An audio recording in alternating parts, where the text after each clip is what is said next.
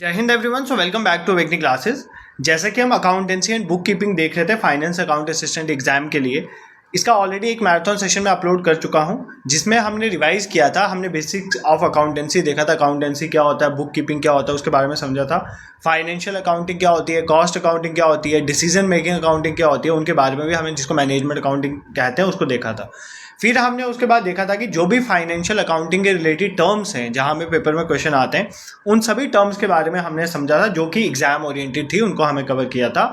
और उस सेशन में हमने एक और टॉपिक देखा था, अकाउंटिंग के कंसेप्ट और कन्वेंशंस, जो प्रिंसिपल्स हैं, चाहे मैचिंग प्रिंसिपल है, कंजर्वेशन प्रिंसिपल है, ठीक है, प्रूडेंस प्रिंसिपल जिसे कहते हैं, फिर रेवेन्यू रिकॉग्निशन प्रिंसिपल है, ये सारे प्रिंसिपल्स हमने उस सेशन में कवर किए थे। आई होप वो सेशन देख के ही आज आप इस वीडियो पे आए। अगर नहीं देखा तो पहले उसको कवर करो, फिर आज के सेशन को हम कवर करेंगे। तो आज हमने जो इंपॉर्टेंट टॉपिक्स हमने डिस्कस करने हैं, सबसे पहले हमारा जो टॉपिक ऑफ डिस्कशन आज रहेगा, सबसे पहले हम अकाउंटिंग इक्वेशन को कवर करेंगे और इसके बेसिस में कुछ क्वेश्चन देखेंगे क्योंकि ये एक ऐसा टॉपिक है जहां से क्वेश्चन पेपर में आते हैं। फिर there are different types of account, आपने सुना होगा, real account, nominal account, personal account, personal में भी natural person, artificial person, representative account, ठीक है। तो अकाउंट्स को आइडेंटिफाई करना कौन सा अकाउंट है वो सीखेंगे। फिर गोल्डन रूल देखेंगे, debit word comes in, credit word goes out, ये रूल जो है उसको समझेंगे क्योंकि इसी के बेसिस पे पूरी अकाउंटिंग है, इसको समझेंगे। देन हम जर्नल एंट्रीज को पास करना सीखेंगे और कुछ इंपॉर्टेंट जो एग्जाम ओरिएंटेड जर्नल एंट्रीज जो पेपर में आती हैं उनको देखें। जर्नलाइजिंग बेसिकली आज हम पढ़ेंगे और फिर बेसिस ऑफ अकाउंटिंग में हम देखें कैश बेसिस, अक्रूवल बेसिस को भी समझ के लेक्चर को हम कंक्लूड करेंगे, ठीक है। देखते हैं कितना हो पाता है, बट जितना पढ़ेंगे अच्छे से इंपॉर्टेंट रिवाइज करेंगे। और इसके साथ मैंने आपको पहले ही बताया कि आपने सब्स्टिट्यूट करना है, या तो एनसीईआरटीज देख लो या तमिलनाडु बोर्ड्स, किसी के साथ भी इस लेक्चर को पढ़ने के बाद मेरा काम है समझाना, क्योंकि अकाउंटेंसी जस्ट लाइक मैथ, आपने समझना है, समझने के बाद प्रैक्टिस करना है और एक जगह कहीं से बुक से पढ़ लेना है। तो मैंने आपको बोल दिया, तो तमिलनाडु बोर्ड्स की भी बुक डाउनलोड हो जाती है इंटरनेट से, वहां से कर लो, या आपने क्या करना है एनसीईआरटी डाउनलोड कर लो, प्लस इसके साथ सब्स्टिट्यूट करो, then things will be clear to you, ठीक है। सो स्टार्ट करते हैं बिना टाइम वेस्ट करें।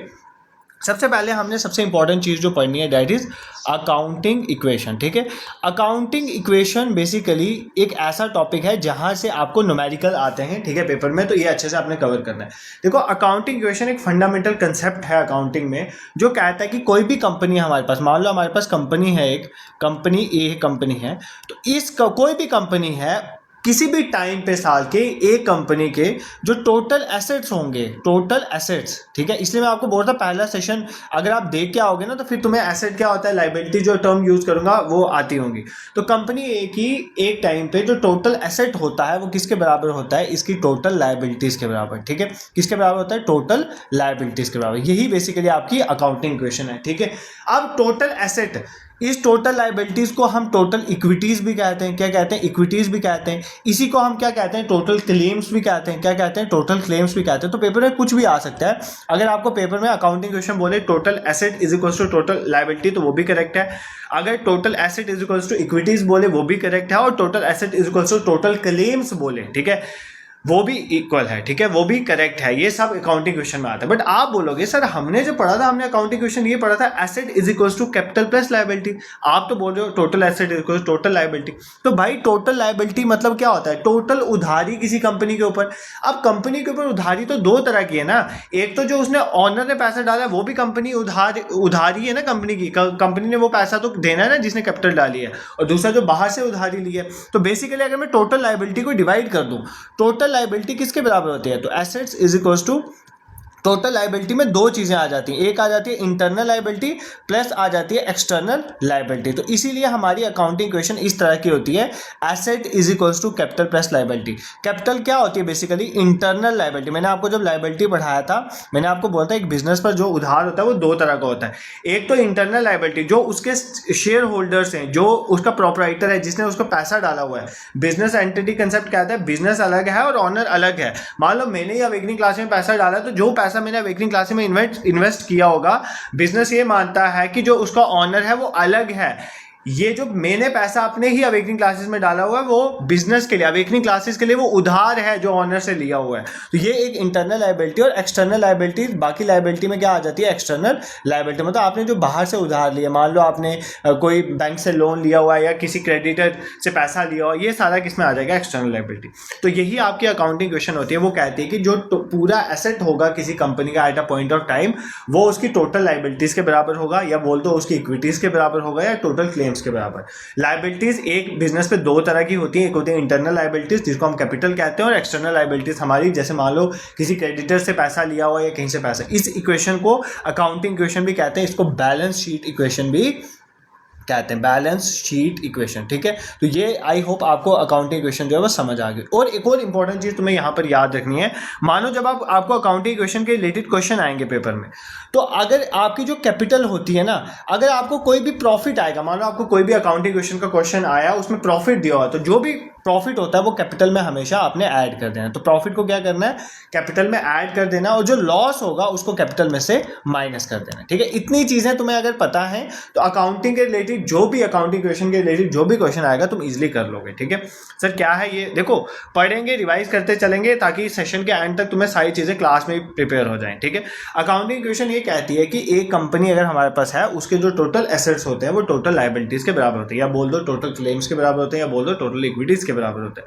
अब लाइबिलिटीज क्या होती है, कैपिटल प्लस लाइबिलिटीज। ठीक है, टोटल लाइबिलिटी होती है internal liability plus external liability. Internal liabilities what capital, external liability में मान लो आपने कहीं बैंक से लोन लिया है, किसी क्रेडिटर से पैसा लिया, कुछ भी हो सकता है, इसी को बोलते हैं हम बैलेंस शीट इक्वेशन। और मैंने आपको ये चीज़ किया, जो भी आपका प्रॉफिट होगा वो आपने कैपिटल में क्या कर देना है, प्रॉफिट को कैपिटल में ऐड कर देना है, और लॉस को कैपिटल में से माइनस कर देना है। ठीक है, अब आपको पेपर में क्वेश्चन क्या आएगा, जो अगर तो पहले बिल्कुल बेसिक क्वेश्चन देखते हैं, फिर थोड़ा थोड़ा डिफिकल्ट में मूव करेंगे। ठीक है, देखो सबसे बेसिक क्वेश्चन आपको ये बोल सकता है कि मानो आपके पास एक कंपनी है, जिस कंपनी में किसी प्रोपराइटर ने उसमें कितनी कैपिटल इन्वेस्ट करी है, 5,000 उसमें कैपिटल इन्वेस्ट करी है। ठीक है, और उसकी जो लाइबिलिटी है, उधारी है, टोटल लाइबिलिटी है जो उस कंपनी की, उस लाइबिलिटी कितनी है, 2,000 है। तो आपको बोले आपने क्या निकालना है, आपने एसेट निकालना है। ठीक है, ये सबसे बेसिक क्वेश्चन है, ये तो नहीं पूछेगा बट बेसिक से स्टार्ट करेंगे। तो आपको अकाउंटिंग क्वेश्चन आती है तो आप इस क्वेश्चन को इजीली कर सकते हो। आपका एसेट क्या होता है, आपका एसेट होता है कि आपकी कैपिटल कितनी है, मैंने आपको ऑलरेडी बता दिया, प्लस लायबिलिटी कितनी है। ठीक है, तो यहां पर आपने क्या एसेट ही निकालना था, तो कैपिटल आपकी कितनी है 5,000, लायबिलिटी आपकी कितनी है 2,000, तो आपका एसेट कितना है 7,000। ठीक है, तो आपने बेसिकली अकाउंटिंग इक्वेशन या बैलेंस शीट इक्वेशन की हेल्प से आपने एसेट निकालना था, आपने निकाल दिया। तो इस तरह का क्वेश्चन पूछा जा सकता है बिल्कुल सिंपल वे में। ठीक है, ये तो बहुत बेसिक क्वेश्चन है, वैसे ऐसे क्वेश्चन तो मुश्किल ही पूछे जाए, बट बेसिक से ही हार्ड लेवल पे पहुंचते हैं। अब एक क्वेश्चन और मैं पूछता हूँ, मान लो एक मेरी कंपनी है, ठीक है, उस कंपनी की जो मान लो फाइनेंशियल क्लोजिंग हुई जब 31 मार्च की बात करता हूँ, आपको पता है ना फाइनेंशियल ईयर 1 अप्रैल से 31 मार्च चलता है। तो मान लो एक कंपनी है, उसमें जो फाइनेंशियल ईयर जब बंद हुआ, ठीक है, फाइनेंशियल क्लोजिंग हुई 31 मार्च में, तो उस कंपनी के पास क्या क्या था, उसके बेसिस में तुमने कैपिटल मुझे डिटरमाइन करके देनी है। ठीक है, तो आपका क्वेश्चन ये है कि मान लो 31 मार्च में जब हमने 31 मार्च में कैलकुलेशन करी तो कंपनी के पास जो कैश पड़ी हुई थी वो कैश पड़ी हुई थी 10,000। ठीक है, उसका जो बैंक में पैसे पड़े हुए थे, मान लो बैंक में उसके 30,000 पड़ा हुआ है। ठीक है, जो क्रेडिटर है, क्रेडिटर मतलब जिससे कंपनी ने उधार लिया हुआ है, ठीक है, तो क्रेडिटर को कंपनी ने 50,000 देना था। डेटर वो बंदा होता है जिसको कंपनी ने पैसा दिया हुआ है, कंपनी ने उससे पैसा लेना है। ठीक है, तो डेटर हमारे लिए बेसिकली एसेट है कंपनी के लिए, तो डेटर से 30,000 लेना है। ठीक है, मान लो कंपनी के पास जो मशीनरी पड़ी हुई है, ठीक है, मशीनरी पड़ी हुई है वो कितनी है 10,000 की। कंपनी के पास जो फर्नीचर पड़ा हुआ है वो कितना पड़ा हुआ है 20,000 का, बस बहुत है, इतना देख लेते हैं। ठीक है, तो आपको बोल दे पेपर में आप डिटरमाइन करो कैपिटल, तो कैपिटल कितनी है वो आपने निकाल के बतानी है। ठीक है, कैसे निकालोगे, इस क्वेश्चन को सॉल्व करो खुद। देखो इस क्वेश्चन को तुम तभी सॉल्व कर पाओगे जब तुम्हें इनका मतलब पता होगा। अगर तुम्हें, देखो आपकी अकाउंटिंग इक्वेशन ये कहती है कि एसेट होता है कैपिटल प्लस लायबिलिटी। ठीक है, आपको पता होना चाहिए आपको क्या निकालने के लिए बोल रहा है, कैपिटल निकालने। इसका मतलब आपको इनमें से पता होना चाहिए एसेट कौन सा है, लायबिलिटी कौन सी है। अकाउंटिंग इक्वेशन तो क्या कहती है, asset is equal to capital plus liability. आपको क्या निकालने के लिए बोल रहा है, कैपिटल, तो कैपिटल क्या हो जाएगा, एसेट माइनस लायबिलिटी। ठीक है, आपको बेसिकली कैपिटल निकालने के लिए बोल रहा है ना, तो कैपिटल क्या होता है, एसेट माइनस लाइबिलिटी।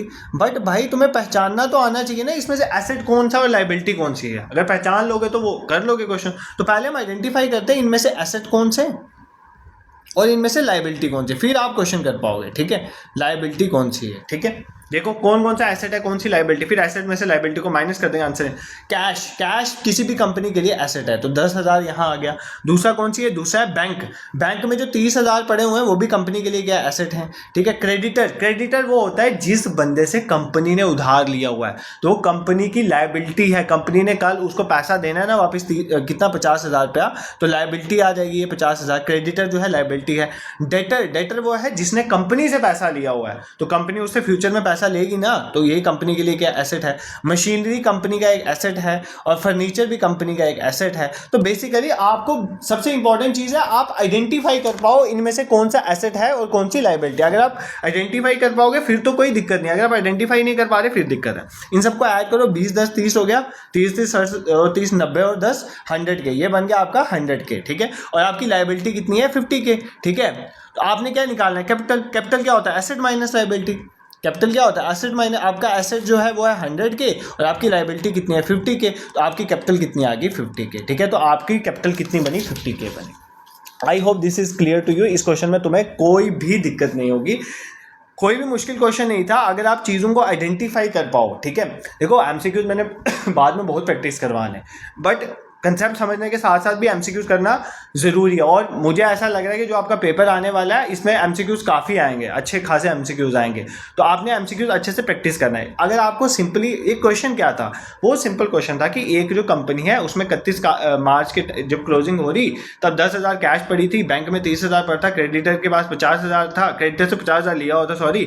उसके बाद जो है डेटर को 50,000 दिया हुआ था, मशीनरी 10,000 की थी, फर्नीचर 20,000 का था, हमें कैपिटल निकाला। भाई इसमें से आपको आइडेंटिफाई करना था एसेट कौन से है, लायबिलिटी कौन सी है। एसेट में से लायबिलिटी को माइनस करते आपकी कैपिटल निकल जाती, ठीक है। अकाउंटिंग क्वेश्चन पढ़ ली, अकाउंटिंग क्वेश्चन को यूज करना भी आना चाहिए, तो ही बेनिफिट है, अदरवाइज कोई बेनिफिट नहीं है, ठीक है।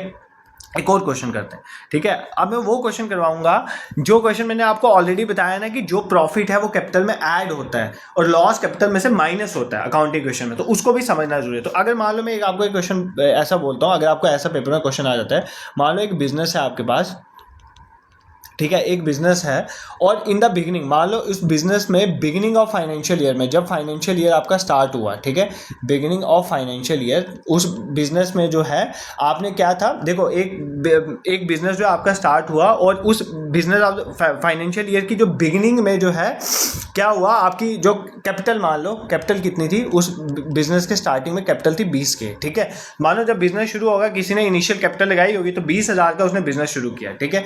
मान लो उसने जो रेवेन्यू कमाया उस साल में, उसने जो रेवेन्यू कमाया वो रेवेन्यू कमाया 30,000 और जो खर्चा कर दिया, एक्सपेंस कर दिया, तो साल में खर्चा भी तो होता है, एक्सपेंस कितना किया उसने, मान लो 15 के कर दिया, ठीक है। और मान लो एक क्रेडिटर है, क्रेडिटर को से उन्होंने उधार भी ले लिया पूरे साल में, कितना उधार ले लिया 20,000, ठीक है। हमें निकालनी है, एक क्वेश्चन ये कहता है कि आप निकालो, कैलकुलेट करो टोटल लायबिलिटी कितनी होगी। क्या निकालनी है आपको, total liability at the end of financial year, at the end of financial year. तो जब फाइनेंशियल ईयर जो है खत्म होगा तो लायबिलिटी पूरी उधारी कितनी होगी, आपने ये निकालना है, ठीक है। देखो मैंने क्वेश्चन बनाया, क्या क्वेश्चन है, एक बिजनेस है, जब बिजनेस शुरू हुआ उसमें, मान लो मेरा बिजनेस है, मैंने बिजनेस में 20,000 रुपये डाला, मेरी कैपिटल 20,000 है। उस साल मैंने क्या किया, रेवेन्यू, मेरे बिजनेस ने रेवेन्यू जो है 30,000 जनरेट किया और खर्चा कितना कर दिया 15,000। अब तुम्हें रेवेन्यू और एक्सपेंस पता होगा तो तुम प्रॉफिट या लॉस निकालोगे, ठीक है। मैंने आपको ऑलरेडी बताया प्रॉफिट क्या होता है, आपने जितना, यार आपने मानो एक साल में लाख रुपया कमाया और उसमें से 50,000 खर्चा कर दिया, तो आपका प्रॉफिट कितना हुआ, लाख में से 50,000 को माइनस कर दो, 50,000 आपका प्रॉफिट है, तो मतलब आपको प्रॉफिट निकालना आना चाहिए। प्रॉफिट होता है रेवेन्यू माइनस एक्सपेंस। और जो आपने क्रेडिटर है, एक और कोई बंदा है जिससे आपने उधार लिया, वो कितना लिया बिजनेस में 20,000, हमें निकालना है कि टोटल लायबिलिटी क्या थी हमारे फाइनेंशियल ईयर में। देखो ये भी अकाउंटिंग क्वेश्चन का क्वेश्चन है, क्योंकि आपको समझ आ गया टोटल लायबिलिटी निकालनी है। लायबिलिटी कैसे निकलती है, एसेट जो है कैपिटल प्लस लायबिलिटी के बराबर होता है, तो कैपिटल प्लस लायबिलिटी ही हमारा टोटल लायबिलिटी। तो हम मतलब हमने क्या करना है, फाइनेंशियल ईयर जब खत्म होगा ना, उस टाइम पे जो कैपिटल होगी उसमें हमने क्रेडिटर जो दूसरी लायबिलिटी है उसको ऐड कर देना, तो हमारी टोटल लायबिलिटी निकल जाएगी, ठीक है। तुम्हें समझ नहीं आया क्या हुआ, देखो जब बिजनेस शुरू हुआ ना, ये है बिजनेस शुरू हुआ, मान लो 1 अप्रैल को जब बिजनेस शुरू हुआ तो इसने जो इनिशियल कैपिटल जो थी बिजनेस में, इनिशियल कैपिटल जो थी बिजनेस में वो कितनी थी, इनिशियल कैपिटल थी 20,000, ठीक है। ये कह रहा है कि जब बिजनेस जो है वो क्लोज होगा, मतलब फाइनेंशियल ईयर जो हमारा क्लोज होगा उस टाइम में हमने टोटल लायबिलिटी निकालनी है, ठीक है, टोटल लायबिलिटी हमने निकालनी है, ठीक है। अब देखो क्या करेंगे, सबसे पहले हम निकालेंगे प्रॉफिट। देखो मैंने आपको बोला प्रॉफिट निकालने का क्या तरीका है, जो आपका रेवेन्यू जनरेट हुआ उसमें से जो आपका खर्चा हुआ उसको माइनस कर दो। तो रेवेन्यू जो है 30,000 है और खर्चा 15,000 हुआ, तो प्रॉफिट कितना है 15,000।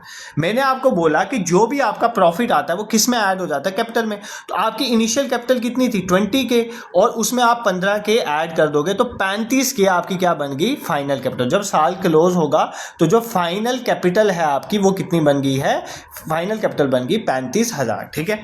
उसके उसके बाद जब और क्या चीज़ यहाँ पर दी हुई है, क्रेडिटर। क्रेडिटर क्या होता है, जिससे हमने उधार लिया, तो एक और हमने उधार लिया कितना, 20,000 का।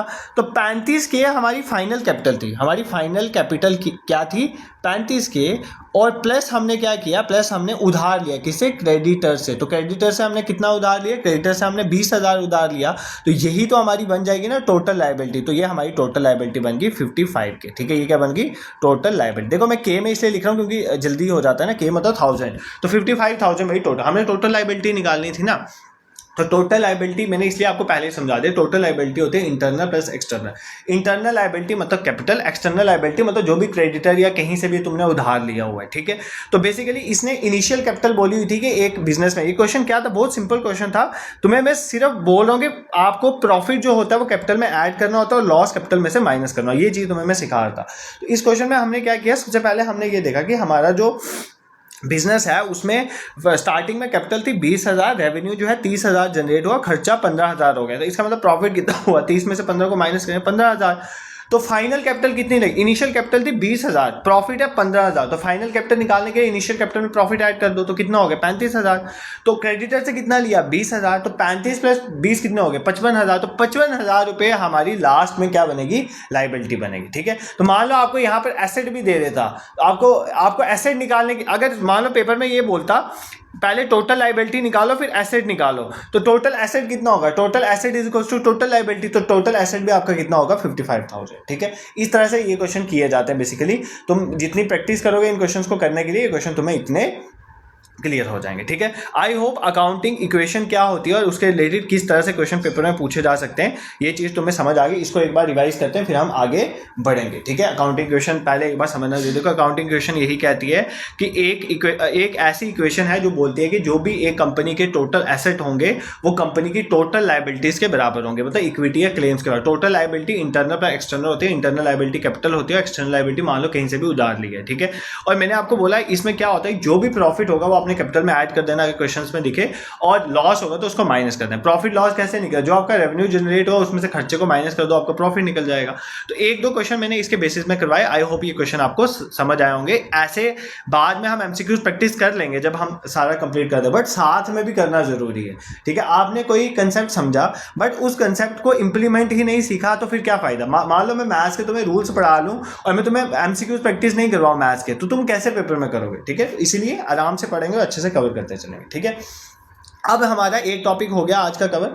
दूसरा हमने जो टॉपिक पढ़ना था, हमने अकाउंट्स की क्लासिफिकेशन देखनी थी, ठीक है। क्लासिफिकेशन ऑफ अकाउंट्स हमने देखना है, क्लासिफिकेशन ऑफ अकाउंट्स, ठीक है। यहाँ से पेपर में क्वेश्चन आता है डायरेक्टली कि मान लो कि ये कौन सा आपको पेपर में आ जाएगा। मान लो आपका आउटस्टैंडिंग एक्सपेंस है, तो पेपर में पूछ लेगा हमें बताओ कि आउटस्टैंडिंग एक्सपेंस जो है वो किस तरह का अकाउंट है, ठीक है। तो अगर पेपर में आउटस्टैंडिंग एक्सपेंस किस तरह का अकाउंट है ये तुम्हें पता करना है, तो तुम्हें अकाउंट्स की टाइप्स अच्छे से सीखनी पड़ेगी। डायरेक्टली पेपर में डायरेक्टली इस तरह के क्वेश्चन जो है पेपर में देखने को मिले, ठीक है। देखो अब सबसे पहले अकाउंट क्या होता है, सबसे पहले तो अकाउंट समझो फिर हम क्लासीफाई करेंगे। अकाउंट किस चीज़ को बोलते हैं, देखो अकाउंट कुछ नहीं है। अकाउंट बेसिकली आप किसी पर्टिकुलर हेड के अंदर ट्रांजैक्शन को रिकॉर्ड कर देते हो, ठीक है। मान लो किसी का सैलरी अकाउंट है, ठीक है, ये है सैलरी अकाउंट। इसमें क्या होगा, जो भी सैलरीज मिलेंगी ना वो सारी सैलरीज आप इस अकाउंट के अंदर डाल दोगे। मतलब जो भी ट्रांजैक्शन किसी भी हेड में, मान लो किसी को वेजेस दिए, कोई रेंट दिए, ठीक है, मान लो किसी पर्सन का अकाउंट है, मान लो किसी प्रॉपराइटर है कोई मोहन, उसका अकाउंट है, तो मोहन के अकाउंट में जो भी मोहन के रिलेटेड ट्रांजैक्शन हुई वो आप डाल दो, उसको बोलते हैं account. Account is basically a record of transaction. ये क्या होता है, रिकॉर्ड ऑफ ट्रांजैक्शन। आप ट्रांजैक्शन को रिकॉर्ड करते हो अंडर अ पर्टिकुलर हेड, एक पर्टिकुलर हेड के अंदर उन ट्रांजैक्शन को डाल देते हो, ठीक है। और आप देखते हो कि उस ट्रांजैक्शन की वजह से क्या इफेक्ट हुआ उसको भी कैलकुलेट करते हो, ठीक है। मान लो एक अकाउंट में तुम्हें बना के बताता हूँ, अकाउंट कोई भी अकाउंट है, मान लो एक कोई सैलरी अकाउंट है, ठीक है। ये एक सैलरी अकाउंट है किसी का, ठीक है। अब ये सैलरी अकाउंट में क्या, कोई भी अकाउंट है उसमें क्या होती है, दो साइड्स होती हैं। एक तो होगी डेबिट साइड, मैंने आपको बताया कि लेफ्ट साइड डेबिट होती है और राइट साइड क्रेडिट होती है, ठीक है। उसमें सबसे पहले होती है डेट। यहाँ पर क्या होती है, डेट, जो ट्रांजेक्शन हुई जिस डेट को हुई वो आप यहाँ पर लिखते हो। फिर पर्टिकुलर्स, मान लो आपका किस अकाउंट में क्या हुआ वो लिखते हो, पर्टिकुलर अकाउंट, ठीक है। मान लो आपने सैलरी में कैश में गया, जो भी हुआ वो पर्टिकुलर अकाउंट में चीज़ें आ जाते हैं, ठीक है। जो दूसरे अकाउंट जिसकी बात हो रही है आप पर्टिकुलर अकाउंट में लिख देते हो। फिर आपने मान लो ये कहाँ कहाँ से उठाया होगा? सबसे पहली जो मैंने आपको बताया था, सबसे पहली जो बुक बनती है दैट इज जर्नल। तो जर्नल से किस पेज से आपने ये जो है ट्रांजेक्शन उठाई है, तो उसका जो है बेसिकली लिखा जाएगा जर्नल फोलियो, ठीक है, उसका पेज नंबर लिखा जाएगा, तो दैट इज जर्नल फोलियो। और फिर कितने अमाउंट की ट्रांजेक्शन है वो लिखी जाएगी। ये हो गया सारा। ये कौन सा आ गया? डेबिट साइड में। इसी तरह क्रेडिट साइड में यही होगा, डेट ऑफ ट्रांजेक्शन होगी, डेट ऑफ ट्रांजेक्शन के बाद पर्टिकुलर अकाउंट जिसके बारे में बात हो रही है पर्टिकुलर्स में डाला जाएगा, ठीक है। फिर जर्नल फोलियो, जर्नल से कहाँ से उठाएगी और अमाउंट, ठीक है, ये सारा क्रेडिट साइड में आ जाएगा। ऐसे अकाउंट्स बनते हैं आपके, ठीक है। क्या होता है, एक डेबिट साइड होती है, क्रेडिट साइड। डेबिट साइड में डेट होगी, पर्टिकुलर अकाउंट की इसकी बात हो रही है, पर्टिकुलर्स की बात हो रही होगी, और अमाउंट और जनरल फोलियो कहाँ से लिखा गया। फिर date, particular, general folio, amount. तो ये आपने date, particular, general folio, amount, ये आएगा डेबिट साइड में। और डेट, पर्टिकुलर, जनरल फोलियो मतलब जहाँ पेज से जहाँ से एंट्री उठाई गई है, ठीक है, जैसे मान लो कैश बुक से उठाई गई है तो उसका वहाँ पर पेज नंबर लिखा जाएगा, ठीक है। ये होता है अकाउंट, ठीक है। आपको कोई पेपर में अकाउंट बनाने के लिए नहीं बोलेगा, बट फिर भी तुम्हें अकाउंट किस तरह से करते हैं ये तो पता होना चाहिए ना। अकाउंट में पहले डेट होती है, फिर पर्टिकुलर्स होती है, फिर जनरल फोलियो, जिस जनरल से जहां से उठाएगा उसका पेज नंबर लिखा जाता है, फिर अमाउंट लिखा जाता है डेबिट साइड में। और सेम चीज यही होती है क्रेडिट साइड में, ये होता है, ठीक है। अब हम अकाउंट को क्लासिफिकेशन समझते हैं। देखो, हम जो भी अकाउंट्स हैं उनको दो तरह से क्लासिफाई करते हैं। दो अप्रोचेज हैं इसके लिए। First one is traditional approach. कौन सी अप्रोच है? ट्रेडिशनल अप्रोच, ठीक है। इस ट्रेडिशनल अप्रोच को इंग्लिश अप्रोच भी कहते हैं। क्या कहते हैं? इंग्लिश अप्रोच, ठीक है। मैं पूरे रूल्स तुम्हें रटा दूंगा कैसे करना है, ठीक है। दूसरा और ट्रिक्स के थ्रू भी याद करवा दूंगा ताकि तुम्हें हेल्प मिले। दूसरी अप्रोच है मॉडर्न अप्रोच। कौन सी अप्रोच है? मॉडर्न अप्रोच, ठीक है। मॉडर्न अप्रोच को अमेरिकन अप्रोच भी कहते हैं, ठीक है। इसको क्या बोलते हैं? American approach. और इसको बेसिकली इसी अप्रोच को हम अकाउंटिंग इक्वेशन अप्रोच भी कहते हैं। क्या कहते हैं इसको? Accounting equation approach. सर आपने अकाउंटिंग इक्वेशन पढ़ाई है, ठीक है, उसी से बनी है ये अप्रोच, इसलिए इसको मॉडर्न अप्रोच कहते हैं। कि क्यों बनी है वो मैं अभी बताऊंगा, ठीक है। सबसे पहले हम समझते हैं ट्रेडिशनल अप्रोच। देखो, ट्रेडिशनल अप्रोच जो है, ट्रेडिशनल अप्रोच हमें ये चीज़ कहती है कि हम जो अकाउंट्स हैं उनको दो पार्ट में डिवाइड कर देते हैं, ठीक है। अकाउंट्स को दो पार्ट में, ट्रेडिशनल अप्रोच के अकॉर्डिंग अकाउंट्स जो है हमारे वो दो तरह के हैं, ठीक है। एक होता है पर्सनल अकाउंट, ठीक है, एक होता है पर्सनल अकाउंट, और दूसरे आ जाएंगे, ये ध्यान से समझना जो चीज़ें बता रहा हूँ, पेपर में डायरेक्टली पूछेगा ये कौन सा अकाउंट है। एक होता है इम्पर्सनल अकाउंट, ठीक है। अब ये पर्सनल में भी तीन पार्ट में इसने डिवाइड किया हुआ। एक हो जाते हैं नेचुरल पर्सनल अकाउंट, ठीक है। एक हो जाते हैं आर्टिफिशियल पर्सनल अकाउंट, ठीक है, अच्छे से समझना, आर्टिफिशियल पर्सनल अकाउंट। एक हो जाता है रिप्रेजेंटेटिव पर्सनल अकाउंट, ठीक है, जो किसी को रिप्रेजेंट करेंगे, रिप्रेजेंटेटिव पर्सनल अकाउंट। ये तीन तरह के आगे पर्सनल अकाउंट। और इम्पर्सनल में दो चीज़ें आ जाती हैं, एक आ जाते हैं रियल अकाउंट, एक आ जाते हैं नॉमिनल अकाउंट, ठीक है। सर हमने तो तीन तरह के अकाउंट सुने थे, एक सुना था पर्सनल अकाउंट, एक सुना था रियल अकाउंट, एक सुना था नॉमिनल अकाउंट। बिल्कुल, ट्रेडिशनल अप्रोच में तीन ही अकाउंट मेन मानते हैं, पर्सनल, रियल और नॉमिनल। बट पर्सनल के अंदर कौन से हैं, कई बार डायरेक्टली पेपर में आ जाएगा। अगर तुम्हें पूछ ले, मान लो अगर तुम्हें पूछ ले हमारा जो आउटस्टैंडिंग एक्सपेंस है, मान लो आउटस्टैंडिंग रेंट है, वो कौन सा अकाउंट है? प्रीपेड रेंट कौन सा अकाउंट है? प्रीपेड सैलरी जो है वो कौन सा अकाउंट है? अगर उसके उधर वहां पर ये आया ही नहीं पर्सनल, आपको पूछा गया नेचुरल है, आर्टिफिशियल, रिप्रेजेंटेटिव है, तो आपको पर्सनल के अंदर में भी नेचुरल कौन सा होता है, आर्टिफिशियल कौन सा, रिप्रेजेंटेटिव कौन सा होता है, वो पता होना चाहिए, ठीक है। सर हम पढ़ क्या रहे हैं, सर भूल गए, कहाँ थे क्या नहीं, देखो वापस बताता हूँ कर क्या रहे। हमने अकाउंटिंग क्वेश्चन समझ ली है पूरी, ठीक है। अब हम पढ़ रहे हैं अकाउंट्स के बारे में। मैंने आपको बोला अकाउंट क्या है। अकाउंट एक ऐसी जगह है जहां पर ट्रांजैक्शन किसी पर्टिकुलर हेड में रिकॉर्ड किए जाते हैं। उसकी डेबिट साइड, क्रेडिट साइड होती है। लेफ्ट साइड डेबिट क्रेडिट कुछ नहीं है, लेफ्ट साइड को डेबिट कहते हैं अकाउंट के, और राइट साइड को क्रेडिट कहते हैं। इसमें आप सबसे पहले क्या लिखते हो, डेट लिखते हो डेबिट साइड में, फिर पर्टिकुलर्स लिखते हो, फिर जनरल फोलियो कहाँ से उठाया गया, और फिर अमाउंट लिखते हो। इसी तरह सेम राइट साइड में भी ये चीज़ें आती हैं। फिर आपने देखा कि अकाउंट्स जो है उनको डिवाइड करने के लिए दो अप्रोचेज हैं। First one is traditional approach, जिसको इंग्लिश अप्रोच कहते हैं। फिर मॉडर्न अप्रोच, दोनों देखें। मॉडर्न अप्रोच जो है वो अकाउंटिंग इक्वेशन के बेसिस में है। क्यों है ये भी बताऊंगा। अमेरिकन अप्रोच इसको कहते हैं। सबसे पहले हमने देखा ट्रेडिशनल अकाउंट। ट्रेडिशनल बेसिस पे जो अकाउंट्स हैं उनको पर्सनल और इम्पर्सनल। पर्सनल मतलब जो किसी पर्सन को रिप्रेजेंट करेगा। अब पर्सन क्या होता है मैं बताऊंगा। उसको छोड़ के जो बचेंगे वो सारे इम्पर्सनल में आएंगे। इम्पर्सनल में रियल और नॉमिनल अकाउंट होंगे, ठीक है। अब इनके अलग अलग रूल्स है। पहले तुम्हें सबसे मुश्किल काम होता है आइडेंटिफाई करना कोई कौन सा अकाउंट पर्सनल है और कौन सा इम्पर्सनल। देखो, पर्सनल अकाउंट वो होगा वो किसी पर्सन के रिलेटेड है। अब अकाउंटेंसी में पर्सन का मतलब क्या है? पर्सन एक इंडिविजुअल, जैसे मैं भी हो सकता हूँ, कोई कंपनी भी हो सकती है। मान लो अवेकनिंग क्लासेस, वो भी एक पर्सन है, ठीक है। अकाउंटेंसी में अवेकनिंग क्लासेस भी एक क्या है? पर्सन है, ये मान के चलना। कोई फर्म है, कोई कंपनी है, मान लो कोई डेटर है, क्रेडिटर है, ठीक है। आपको पता है ना, क्रेडिटर है जिससे आपने उधार लिया हो, तो वो भी एक पर्सन है ना। मान लो वो कोई कंपनी से तुमने उधार लिया, तो कंपनी भी एक पर्सनल अकाउंट है। तो ये आपको चीजें क्लियर होनी चाहिए। मान लो कोई कंपनी है, वो भी पर्सनल अकाउंट है, कोई इंडिविजुअल है, कोई फर्म है, कोई डेटर है, कोई क्रेडिटर है, ये सारे किसके अंदर आते हैं? पर्सनल अकाउंट के अंदर आते हैं, ठीक है। इनको छोड़ के जो बच जाएगा वो सारे इम्पर्सनल है। इम्पर्सनल में क्या है? रियल और नॉमिनल। सर आपने ये तो समझा दिया पर्सनल अकाउंट में क्या क्या आता है। पर्सनल अकाउंट मतलब जो रिलेट है किसी पर्सन को, किससे रिलेट है? पर्सन। बट पर्सन का यहाँ पर मतलब सिर्फ पर्सन नहीं है, इंडिविजुअल नहीं है। पर्सन का मतलब ये याद करो, पर्सन का मतलब इंडिविजुअल तो हो ही सकता है। जैसे मैं हूं तो मैं एक पर्सनल अकाउंट हो, तो बिल्कुल ठीक है, मेरा एक पर्सनल अकाउंट होगा। बट मान लो कोई फर्म है, मान लो कोई कंपनी है, अवेकनिंग क्लासेस है, तो वो भी एक पर्सनल अकाउंट है। मान लो कोई डेटर है, ठीक है, मान लो डेटर है। मान लो कोई क्रेडिटर है, ठीक है, क्रेडिटर मतलब मान लो जिससे कंपनी ने उधार लिया हुआ है, तो ये भी एक पर्सनल अकाउंट है, ठीक है। अब सर इतना तो समझ आ गया।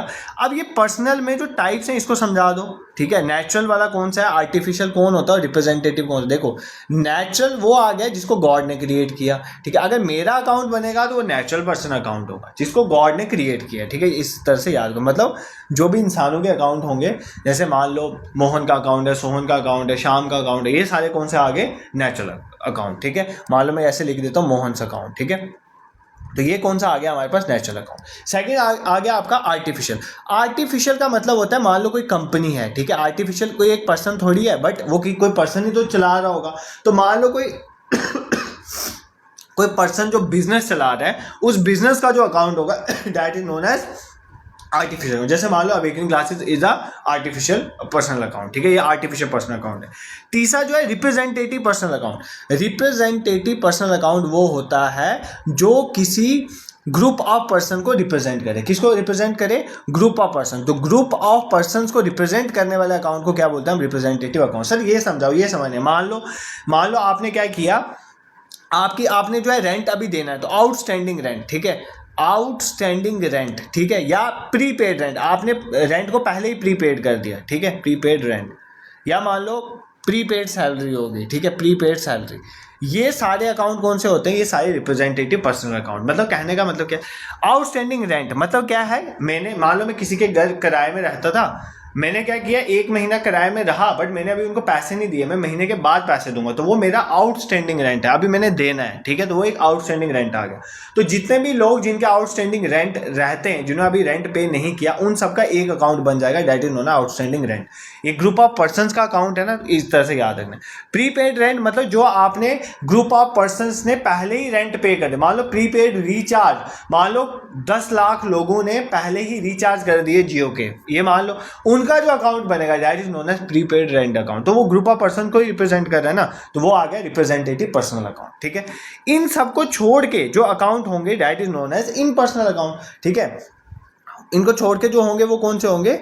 Impersonal account. तो सर इम्पर्सनल में कौन से आ जाएंगे? रियल अकाउंट, और दूसरे कौन से आ जाएंगे? Nominal account. कौन से आ जाएंगे? रियल अकाउंट और नॉमिनल। तुम टेंशन मत लो, ये तुम्हें समझा के जाऊंगा, तुम्हारे ना दिमाग में फिट करके जाऊंगा चीज़ें, तुम्हें कभी नहीं भूलेंगी। इम्पर्सनल जो पर्सनल में जो हमने देखे ना, वो सारे छोड़ के बाकी इम्पर्सनल में आ जाते हैं। रियल अकाउंट में वो अकाउंट होते हैं जो किसी एसेट के रिलेटेड हो, चाहे वो टेंजिबल एसेट हो, चाहे वो इनटेंजिबल एसेट हो। ये क्या होता है टेंजिबल इनटेंजिबल एसेट? वो मैं आपको ऑलरेडी, जैसे बिल्डिंग है, कोई फर्नीचर है, ये सब टेंजिबल है। मान लो गुडविल है, पेटेंट है, वो सारे इनटेंजिबल। तो जो भी एसेट रिलेटेड टेंजिबल या इनटेंजिबल एसेट्स के रिलेटेड अकाउंट है, वो किस में आते हैं? Real account. लेकिन यहां पर कंफ्यूजन है। कंफ्यूजन ये है, ध्यान से सुनना, कंफ्यूजन ये है, डेटर क्या होता है? डेटर वो बंदा होता है जिसको कंपनी ने उधार में चीज दी हुई है। मैंने मान लो उधार में, एक बंदा आया कंपनी से उधार में चीज़ लेके चला गया, अभी उसने पैसे नहीं दिए, वो कंपनी के लिए एसेट है। बट डेटर को हम पर्सनल अकाउंट में कंसीडर करते हैं ट्रेडिशनल अप्रोच। मैं ऑलरेडी आपको बता चुका हूँ डेटर किस में आता है। Debtor is a part of और पर्सनल अकाउंट किस में आता है? वो पर्सनल अकाउंट में आता है। ये चीज़ मैंने आपको ऑलरेडी बताया। तो जब भी पेपर में डेटर, अगर आप ट्रेडिशनल अप्रोच यूज़ कर रहे हो, तो वो इसमें आप रियल अकाउंट में कंसिडर नहीं करोगे। वो किस में कंसिडर करोगे? उसमें रूल कौन सा लगाओगे? पर्सनल अकाउंट का। तो ये एक्सेप्शन मैं यहाँ पर लिख देता हूँ, ये क्या है? एक एक्सेप्शन है। तो रियल अकाउंट में कौन सा आ जाता है? आपके टेंजिबल और इनटेंजिबल एसेट। और नॉमिनल अकाउंट में आ जाते हैं जो भी आपके खर्चे के रिलेटेड अकाउंट है, या जो आपकी इनकम आई है उसके रिलेटेड अकाउंट है, या कोई लॉस हुआ है उसके रिलेटेड अकाउंट है। गेन मान लो क्या क्या आएगा इसमें?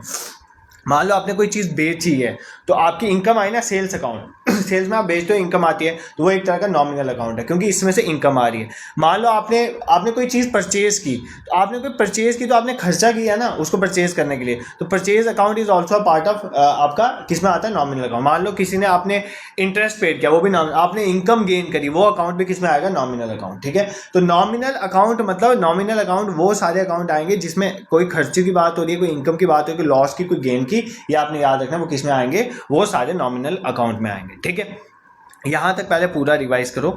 देखो यार, ये एक ऐसी जो मैं आज पढ़ा रहा हूँ ना आपको, ये चीज़ अकाउंट्स, अगर आपने अकाउंट्स का नेचर पहचानना शुरू कर दिया कि कौन सा किस तरह का अकाउंट है और वो डेबिट होगा कि क्रेडिट होगा, तो तुम्हें अकाउंटेंसी में एक भी क्वेश्चन गलत नहीं होगा। तो इस चीज़ में बिल्कुल भी दिमाग में कंफ्यूजन नहीं होनी चाहिए, सब चीज़ें अच्छे से कवर होनी चाहिए। ठीक है, सेशन में जितना मर्जी टाइम लगे बट ये चीज़ें अच्छे से दिमाग में बैठनी चाहिए। ठीक है,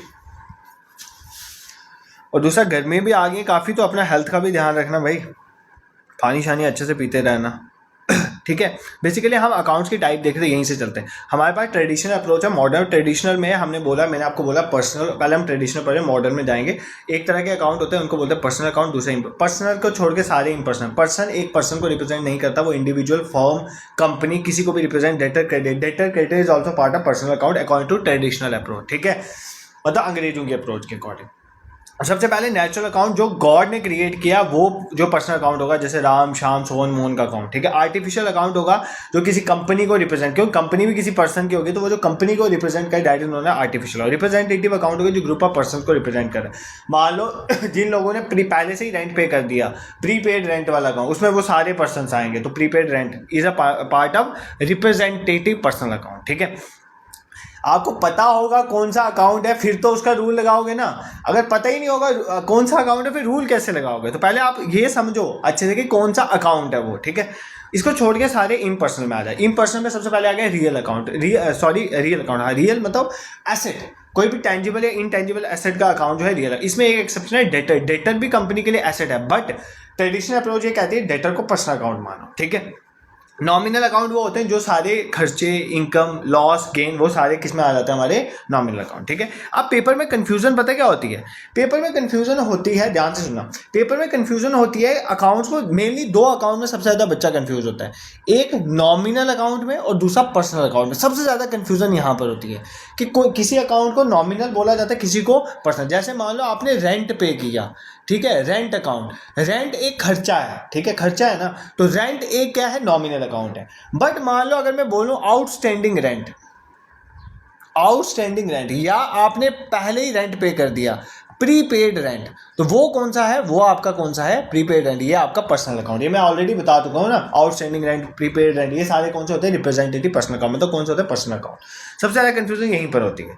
तो आपने ये याद रखना है कि मान लो आपका सैलरी अकाउंट है, देखो एक आपका सैलरी अकाउंट है, सैलरी, आप अगर कंपनी किसी को सैलरी दे रही है वो कंपनी के लिए खर्चा है। ठीक है, मान लो कंपनी किसी को इंटरेस्ट पे करे या कंपनी को इंटरेस्ट रिसीव हो रहा है, ये क्या है, ये खर्चा है या फायदा है, तो ये किसका पार्ट है, नॉमिनल अकाउंट। मान लो कंपनी किसी को कमीशन दे रही है या किसी से कमीशन कंपनी ले रही है, वो उसका प्रॉफिट लॉस है, ये भी क्या है, एक नॉमिनल अकाउंट है। ये सारे नॉमिनल अकाउंट में आते हैं। क्या, रेंट अकाउंट हो गया आपका, इंटरेस्ट अकाउंट, सैलरी अकाउंट, ये सारे कौन से होते हैं, नॉमिनल अकाउंट। बट अगर इनके साथ जब वर्ड लग जाता है, जैसे कि 2-3 वर्ड लिख देता हूँ, याद कर लेना, जैसे आउटस्टैंडिंग वर्ड है, प्रीपेड है, इन एडवांस है, जब भी इनके साथ ये वर्ड लग जाए तो ये क्या बन जाते हैं, ये पर्सनल अकाउंट बन जाते हैं। बस इतना याद करो। जैसे मान लो सैलरी अकाउंट, सैलरी अकाउंट एक आपका नॉमिनल अकाउंट है, बट अगर मैं बोलूँ आउटस्टैंडिंग सैलरी तो वो क्या बन जाएगा, पर्सनल अकाउंट।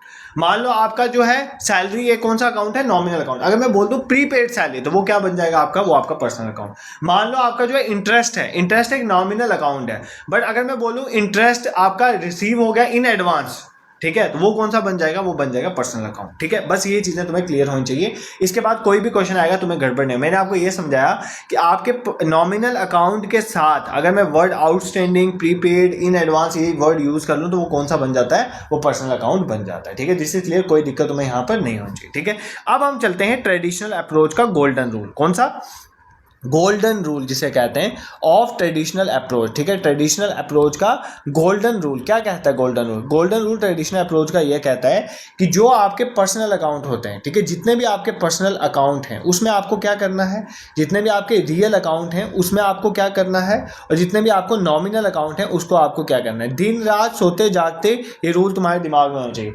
मतलब जितने भी आपके पर्सनल अकाउंट हैं, तो जो रिसीव कर रहा है उसको डेबिट करो। क्या याद रखना है? डेबिट द रिसीवर, जो रिसीव कर रहा है उसको डेबिट करो, और क्रेडिट करो द गिवर को, जो दे रहा है, ठीक है। मान लो कोई पैसा कोई दे रहा है उसको क्रेडिट करो, ठीक है। पर्सनल अकाउंट में क्रेडिट द गिवर होता है, और जो रिसीव कर रहा है उसको डेबिट करो। रियल अकाउंट में ये रूल है कि जो चीज़ आ रही है उसको डेबिट करना है, वर्ड्स कम इन उसको डेबिट करना है। मान लो फर्नीचर आ रहा है कंपनी में तो फर्नीचर को डेबिट करो, और मान लो कैश आ रही है तो कैश को डेबिट करो, और जो जा रहा है उसको क्रेडिट करो। व्हाट गोज आउट, जो जा रहा है उसको क्या करना है? क्रेडिट करना है। मान लो कैश बाहर जा रही है तो उसको क्या करो? उसको क्रेडिट करो, ठीक है। मान लो फर्नीचर बाहर जा रहा है उसको क्या करो? मशीनरी बाहर जा रही है उसको क्या करो? क्रेडिट करो। और नॉमिनल अकाउंट का रूल ये कहता है, जितने भी आपके नॉमिनल अकाउंट में क्या आता है? एक्सपेंसेस, लॉस, गेन्स, ये आता है ना। जितने भी एक्सपेंसेस एंड लॉसेज हैं उनको आपने क्या करना है? डेबिट करना है। और जितने भी आपके इनकम और गेन है उनको क्या करना है? आपने क्रेडिट करना है। जिसको ये तीन चीजें, जिसको ये सब आ गया, क्या समझना है? ये पूरी अकाउंटेंसी में दो ही चीजें हैं जो आपको सीखनी है। क्या? अकाउंट कौन सा है पहले ये पता होना चाहिए आपको। कोई भी चीज हो रही है उसमें आपको ये, मान लो आपको मैं बोलता था कैश अकाउंट कैश क्या है? कंपनी के लिए एसेट है। तो इनमें से कैश कौन से अकाउंट में आएगा? Real account. क्योंकि देखो यार, यही तुम्हें सीखना है, आपको आइडेंटिफाई करना है कि कौन सा अकाउंट है, ठीक है। इसलिए मैंने आपको बहुत अच्छे से इन डेप्थ अकाउंट समझाया पहले, कि रियल अकाउंट भी अच्छे से समझाया, पर्सनल के अंदर भी समझा दिए, ताकि तुम बोलो ना। और नॉमिनल अकाउंट में कौन से वर्ड यूज करो वो पर्सनल अकाउंट बनते हैं वो भी बता। तो पहले आपको आइडेंटिफाई करना आना चाहिए। मान लो मैं बोलूँ फर्नीचर, फर्नीचर क्या एसेट, तो वो कौन सा अकाउंट है? Real account. मान लो मैं आपको बोलूँ outstanding rent, outstanding rent group of person को रिप्रेजेंट कर रहा है, तो वो कौन सा अकाउंट है? Personal account. मान लो मैं आपको बोल रहा हूँ सैलरी, सैलरी एक बिजनेस के लिए खर्चा है, तो वो कौन सा अकाउंट है? नॉमिनल। तो सबसे पहले आपको अकाउंट आइडेंटिफाई करना है कि वो पर्सनल है, रियल है, नॉमिनल। जब आपने वो पहचान लिया फिर कोई भी एंट्री होगी आप इजिली कर लोगे, ठीक है। बाकी रूल तो मैंने आपको बता दिया। जब आपको मान लो एक बिजनेस, एक ऐसी ट्रांजेक्शन होती है, बिजनेस क्या करता है? 500 रुपया खर्च करता है और क्या लेता है? फर्नीचर लेता है। तो यहाँ पर दो चीजें, एक है फर्नीचर, एक है कैश। अब फर्नीचर जो है वो बिजनेस में आया है, रियल अकाउंट है ना। फर्नीचर और कैश दोनों रियल अकाउंट है, बट फर्नीचर बिजनेस में आया है, तो जो चीज बिजनेस में आया उसको डेबिट करोगे तो फर्नीचर को डेबिट कर दोगे, और जो चीज बाहर गई, बाहर क्या गया? कैश, तो कैश को क्रेडिट कर दोगे। तो आपको बस पहचानना है कि वो अकाउंट कौन सा है, फिर उसका रूल देखना है, जो रूल में होगा वो रूल लगा देना है, ठीक है। पूरी अकाउंटेंसी में दो चीजें सीखनी है, एक आपने ये सीखना है अकाउंट कौन सा, और दूसरा आपने सीखना है उस अकाउंट में रूल क्या लगता है।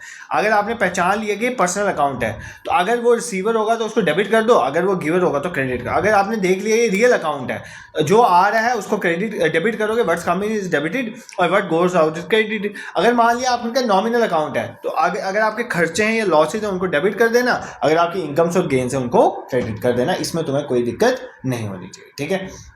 सर ना हमें ना थोड़े ट्रेडिशनल अप्रोच के अकॉर्डिंग अकाउंट पहचानने सिखा दो। देखो आपको मैं सिंपली यहाँ पर बताऊंगा ये कौन सा टाइप का अकाउंट, अभी मैं कोई यहाँ पर नहीं बताऊंगा डेबिट होगा क्रेडिट होगा, वो हम जनरल एंट्रीज में देखेंगे, ठीक है। आज ही पढ़ाना है वो जनरल एंट्रीज, जब पास करेंगे फिर मैं बताऊंगा ये डेबिट होगा या क्रेडिट होगा। बट पहले तुम अकाउंट पहचानना सीखो। देखो सबसे पहली बात तुम बताओ मुझे, अगर मैं बोलूँ आपको बिल्डिंग का अकाउंट, बिल्डिंग का अकाउंट कौन सा अकाउंट है? पहले खुद दिमाग में सोचो, ठीक है। मशीनरी अकाउंट, मशीनरी अकाउंट कौन सा अकाउंट है ये मुझे बताओ। कैश अकाउंट वो कौन सा अकाउंट है ये मुझे बताओ, ठीक है। देखो बिल्डिंग हो गया, मशीनरी होगी, कैश हो गया, फर्नीचर हो गया, ठीक है। ये सारे किस में आ जाते हैं? ये एसेट में आ जाते हैं। कौन से आ जाते हैं? एसेट। तो ये सारे किसका पार्ट है? ये रियल अकाउंट का पार्ट है। तो आपको अकाउंट पहचानने आना चाहिए, ठीक है।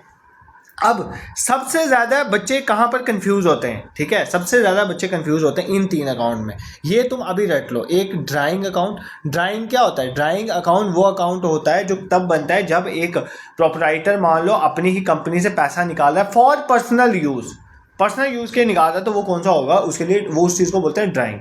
एक ड्राइंग अकाउंट, एक कैपिटल अकाउंट और एक बैंक अकाउंट। आपकी ट्रेडिशनल अप्रोच ये बोलती है कि ये तीनों कौन से अकाउंट हैं? Personal account. यार ये ना सबसे इंपॉर्टेंट फैक्ट है, ये तुम्हें ना टिप्स पे रखना है। Drawing account, capital account, bank account जहाँ भी इन्वॉल्व होंगे, ट्रेडिशनल अप्रोच के अकॉर्डिंग तुम उसको पर्सनल अकाउंट जो है मान के चलोगे, तभी तुम्हारे क्वेश्चन जो है वो करेक्ट होंगे, अदरवाइज गलत हो जाएंगे। ये याद कर लेना, ठीक है। ये अच्छे से अपने ना दिमाग में फिट कर लो, यहाँ पर गलती नहीं है। कौन से ड्राइंग, कैपिटल, बैंक अकाउंट को ट्रेडिशनल अप्रोच क्या मानती है? पर्सनल अकाउंट मानती है, ठीक है। ये आपको याद रखना है, ठीक है। नेक्स्ट, और नॉमिनल अकाउंट में कौन कौन से आ जाते हैं? मान लो रेंट अकाउंट, रेंट रिसीव हुआ या रेंट पे हुआ, ठीक है। मान लो रेंट कोई भी अकाउंट है, वो कौन सा है? आपका नॉमिनल अकाउंट। उसके बाद मान लो कोई परचेज किया, ठीक है, वो भी कौन सा अकाउंट है? Nominal account. मान लो किसी को सैलरी दी, वो भी कौन सा है? आपका नॉमिनल अकाउंट, क्योंकि सैलरी खर्च है। मान लो किसी को डिस्काउंट दिया या आपको डिस्काउंट मिला, वो कौन सा है? नॉमिनल अकाउंट, ठीक है। मान लो आपको कोई इंटरेस्ट रिसीव हुआ या आपने कोई इंटरेस्ट पे किया, वो भी कौन सा है? ये सारे कौन से हैं? Nominal account. ये सारे कौन से अकाउंट होते हैं? नॉमिनल अकाउंट, ठीक है। आई होप तुम अब अकाउंट पहचान लोगे यार। अगर तुमने अकाउंट पहचान लिया तो तुम्हारी पूरी गेम बन गई अकाउंट पहचानने पे। अगर अकाउंट नहीं पहचान पाए ना तो गड़बड़ हो जाएगी। तो तुमने सबसे पहले अकाउंट पहचाना है। तो आई होप तुम्हें ट्रेडिशनल अप्रोच जो है वो समझ आ गई और उसके अकॉर्डिंग जो अकाउंट्स है वो हमने अच्छे से कवर कर। सर एक बार वापस समझाओ ना सर, ये थोड़ा ऐसा टॉपिक है जितना बार रिवाइज करेंगे दिमाग में बैठेगा, ठीक है। देखो हम अकाउंट्स के टाइप पढ़ रहे हैं। ट्रेडिशनल अप्रोच के according there are two types of accounts, personal and impersonal. Personal में नेचुरल, आर्टिफिशियल रिप्रेजेंटेटिव, इम्पर्सनल में रियल और नॉमिनल अकाउंट। अब जो नेचुरल पर्सन मतलब किसी अगर पर्सन को जो गॉड ने क्रिएट किया उसको रिप्रेजेंट कर रहा है, दैट इज नेचुरल पर्सन। मान लो किसी फर्म कंपनी को रिप्रेजेंट कर रहा है, दैट इज आर्टिफिशियल पर्सनल। और मान लो एक ग्रुप ऑफ पर्सन को रिप्रेजेंट कर रहा है, जैसे आपका आउटस्टैंडिंग रेंट डेजर, ये सारा क्या है? रिप्रेजेंटेटिव। इनको छोड़ के, पर्सनल को छोड़ के बाकी सारे रियल या नॉमिनल। रियल में जो भी टेंजिबल या इनटेंजिबल एसेट के रिलेटेड हैं वो रियल अकाउंट में आएंगे, और जो भी आपके एक्सपेंसेस, लॉसेस, गेन्स, इनकम वाले अकाउंट होंगे वो सारे नॉमिनल में। अब आपका रूल ये कहता है आपका कि पर्सनल अकाउंट अगर कोई भी होगा तो अगर रिसीव कर रहा है तो डेबिट करो, अगर जो है दे रहा है, गिवर वाला केस है, तो वहाँ पे क्रेडिट करो। अगर कोई रियल अकाउंट है, पहले आपने अकाउंट पहचाना, आप पहचान लिया रियल अकाउंट है, तो अगर पैसा आ रहा है, मान लो कैश एक रियल अकाउंट है, तो कैश अगर आ रही है तो डेबिट होगा। Words come in is credit debit and words goes out is credit. और नॉमिनल अकाउंट में जितने भी खर्चे, लॉसेज हैं उनको आपने डेबिट करना है, और जितने भी आपके इनकम्स गेन्स हैं उनको आपको क्रेडिट करना है। आई होप आपके दिमाग में चीज़ें फिट हो चुकी हैं। फिर मैंने आपको बता दिया बिल्डिंग, मशीनरी, कैश, फर्नीचर सारे रियल अकाउंट हैं। ड्राइंग, कैपिटल, बैंक अकाउंट को हम इसमें पर्सनल अकाउंट मानते हैं ट्रेडिशनल अप्रोच के अकॉर्डिंग, ये अच्छे से देख लेना। और रेंट पेड है, रेंट परचेज, मान लो रेंट रिसीव हुआ, परचेज हुआ, सैलरी हुई, डिस्काउंट हुआ, इंटरेस्ट वाले अकाउंट हुए, ये सारे किस में आते हैं? नॉमिनल अकाउंट में। तुम्हें ट्रेडिशनल अप्रोच में अकाउंट पहचानने में कोई दिक्कत नहीं है, ठीक है।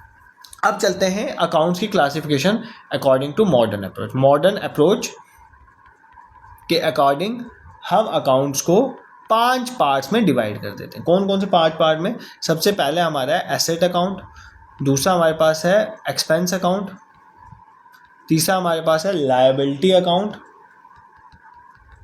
चौथा हमारे पास है कैपिटल अकाउंट, और लास्ट हमारे पास है रेवेन्यू अकाउंट, ठीक है।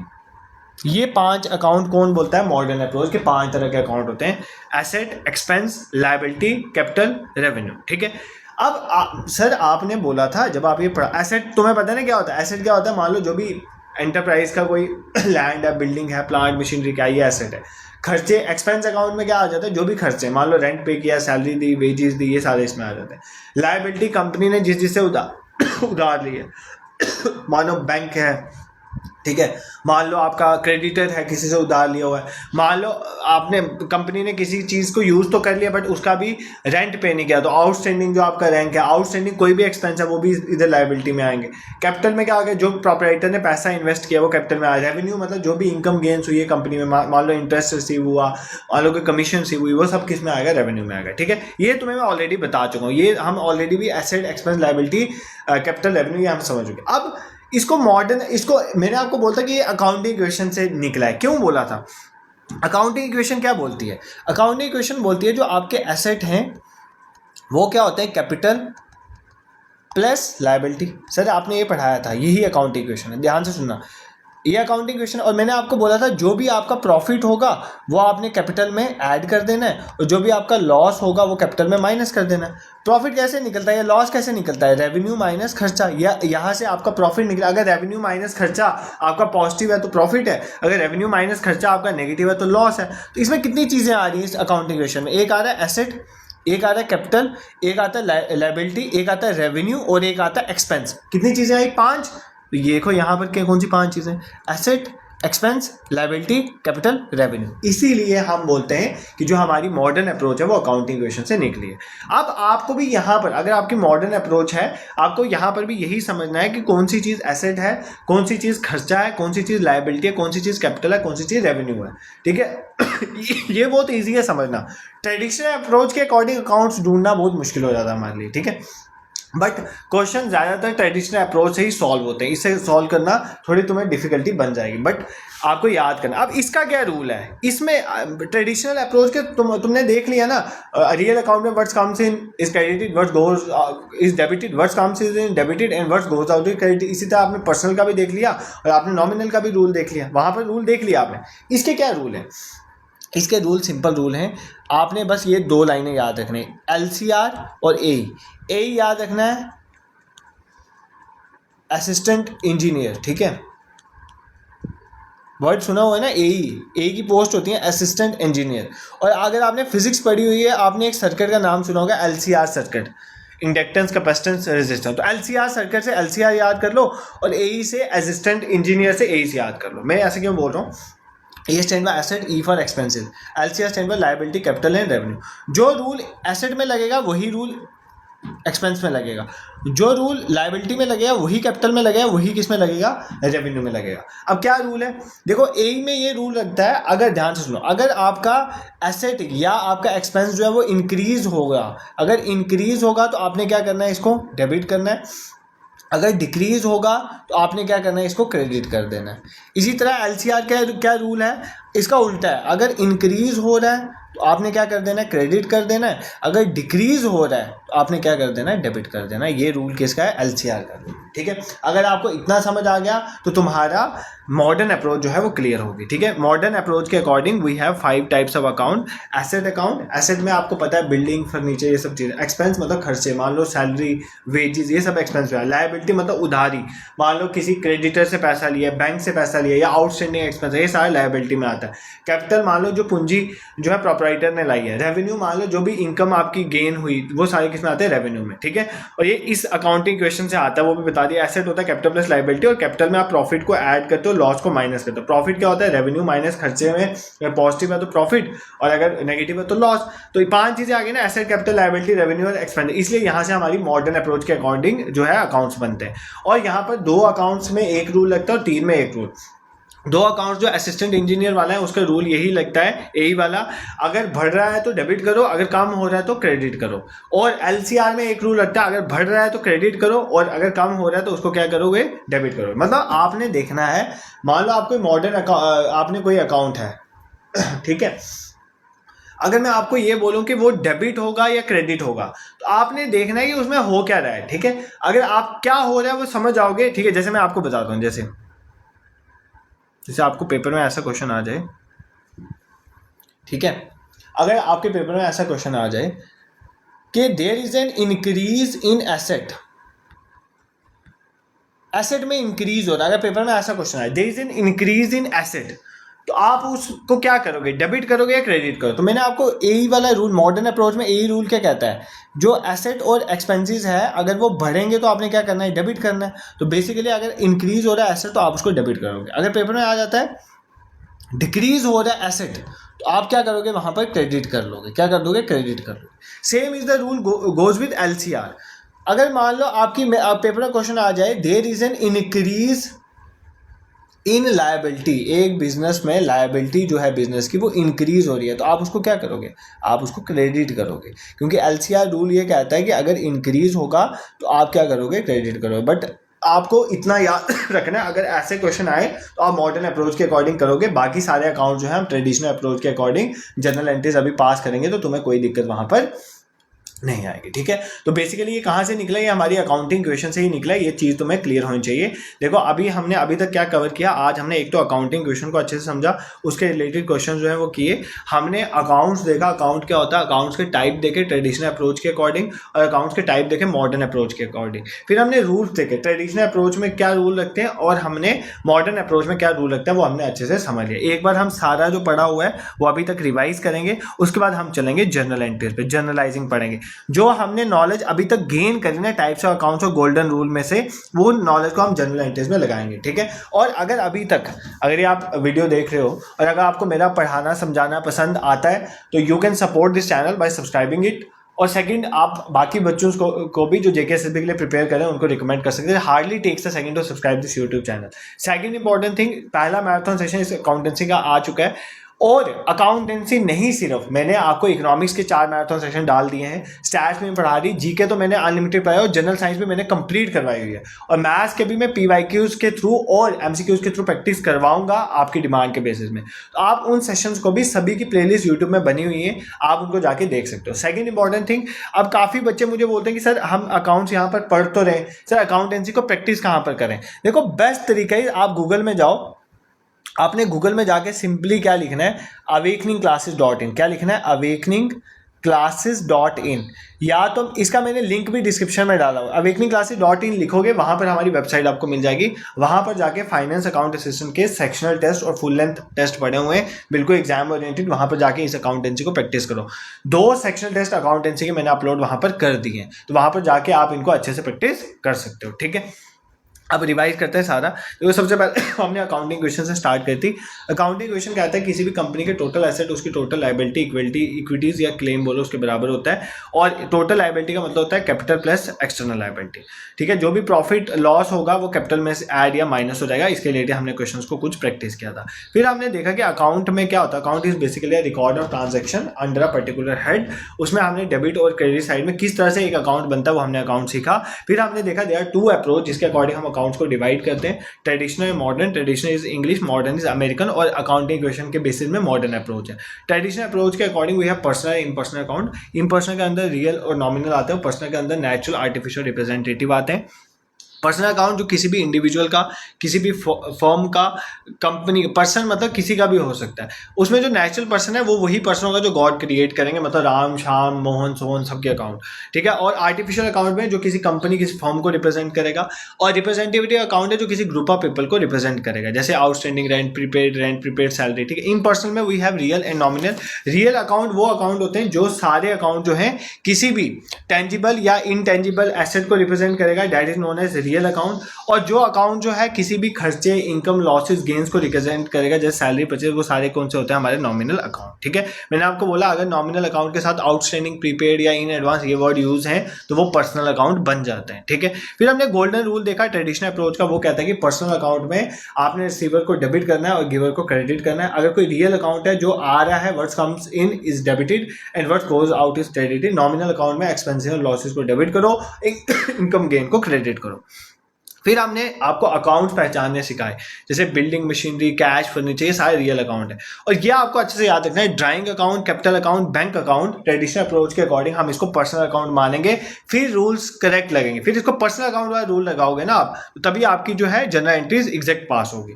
फिर रेंट, जो परचेज है, सैलरी है, डिस्काउंट है, इंटरेस्ट, ये सारे नॉमिनल अकाउंट में आते हैं। मॉडर्न अप्रोच जो है वो अकाउंटिंग क्वेश्चन में, अकाउंटिंग क्वेश्चन 5 चीजें होती है, एसेट, कैपिटल, लायबिलिटी, और फिर प्रॉफिट उसमें ऐड या माइनस होता है। प्रॉफिट रेवेन्यू और इनकम एक्सपेंसेस से आता है, इसलिए हम 5 चीजें लेते हैं यहाँ पे, एसेट, एक्सपेंसेस, लायबिलिटी, कैपिटल और आर। ठीक है, रेवेन्यू।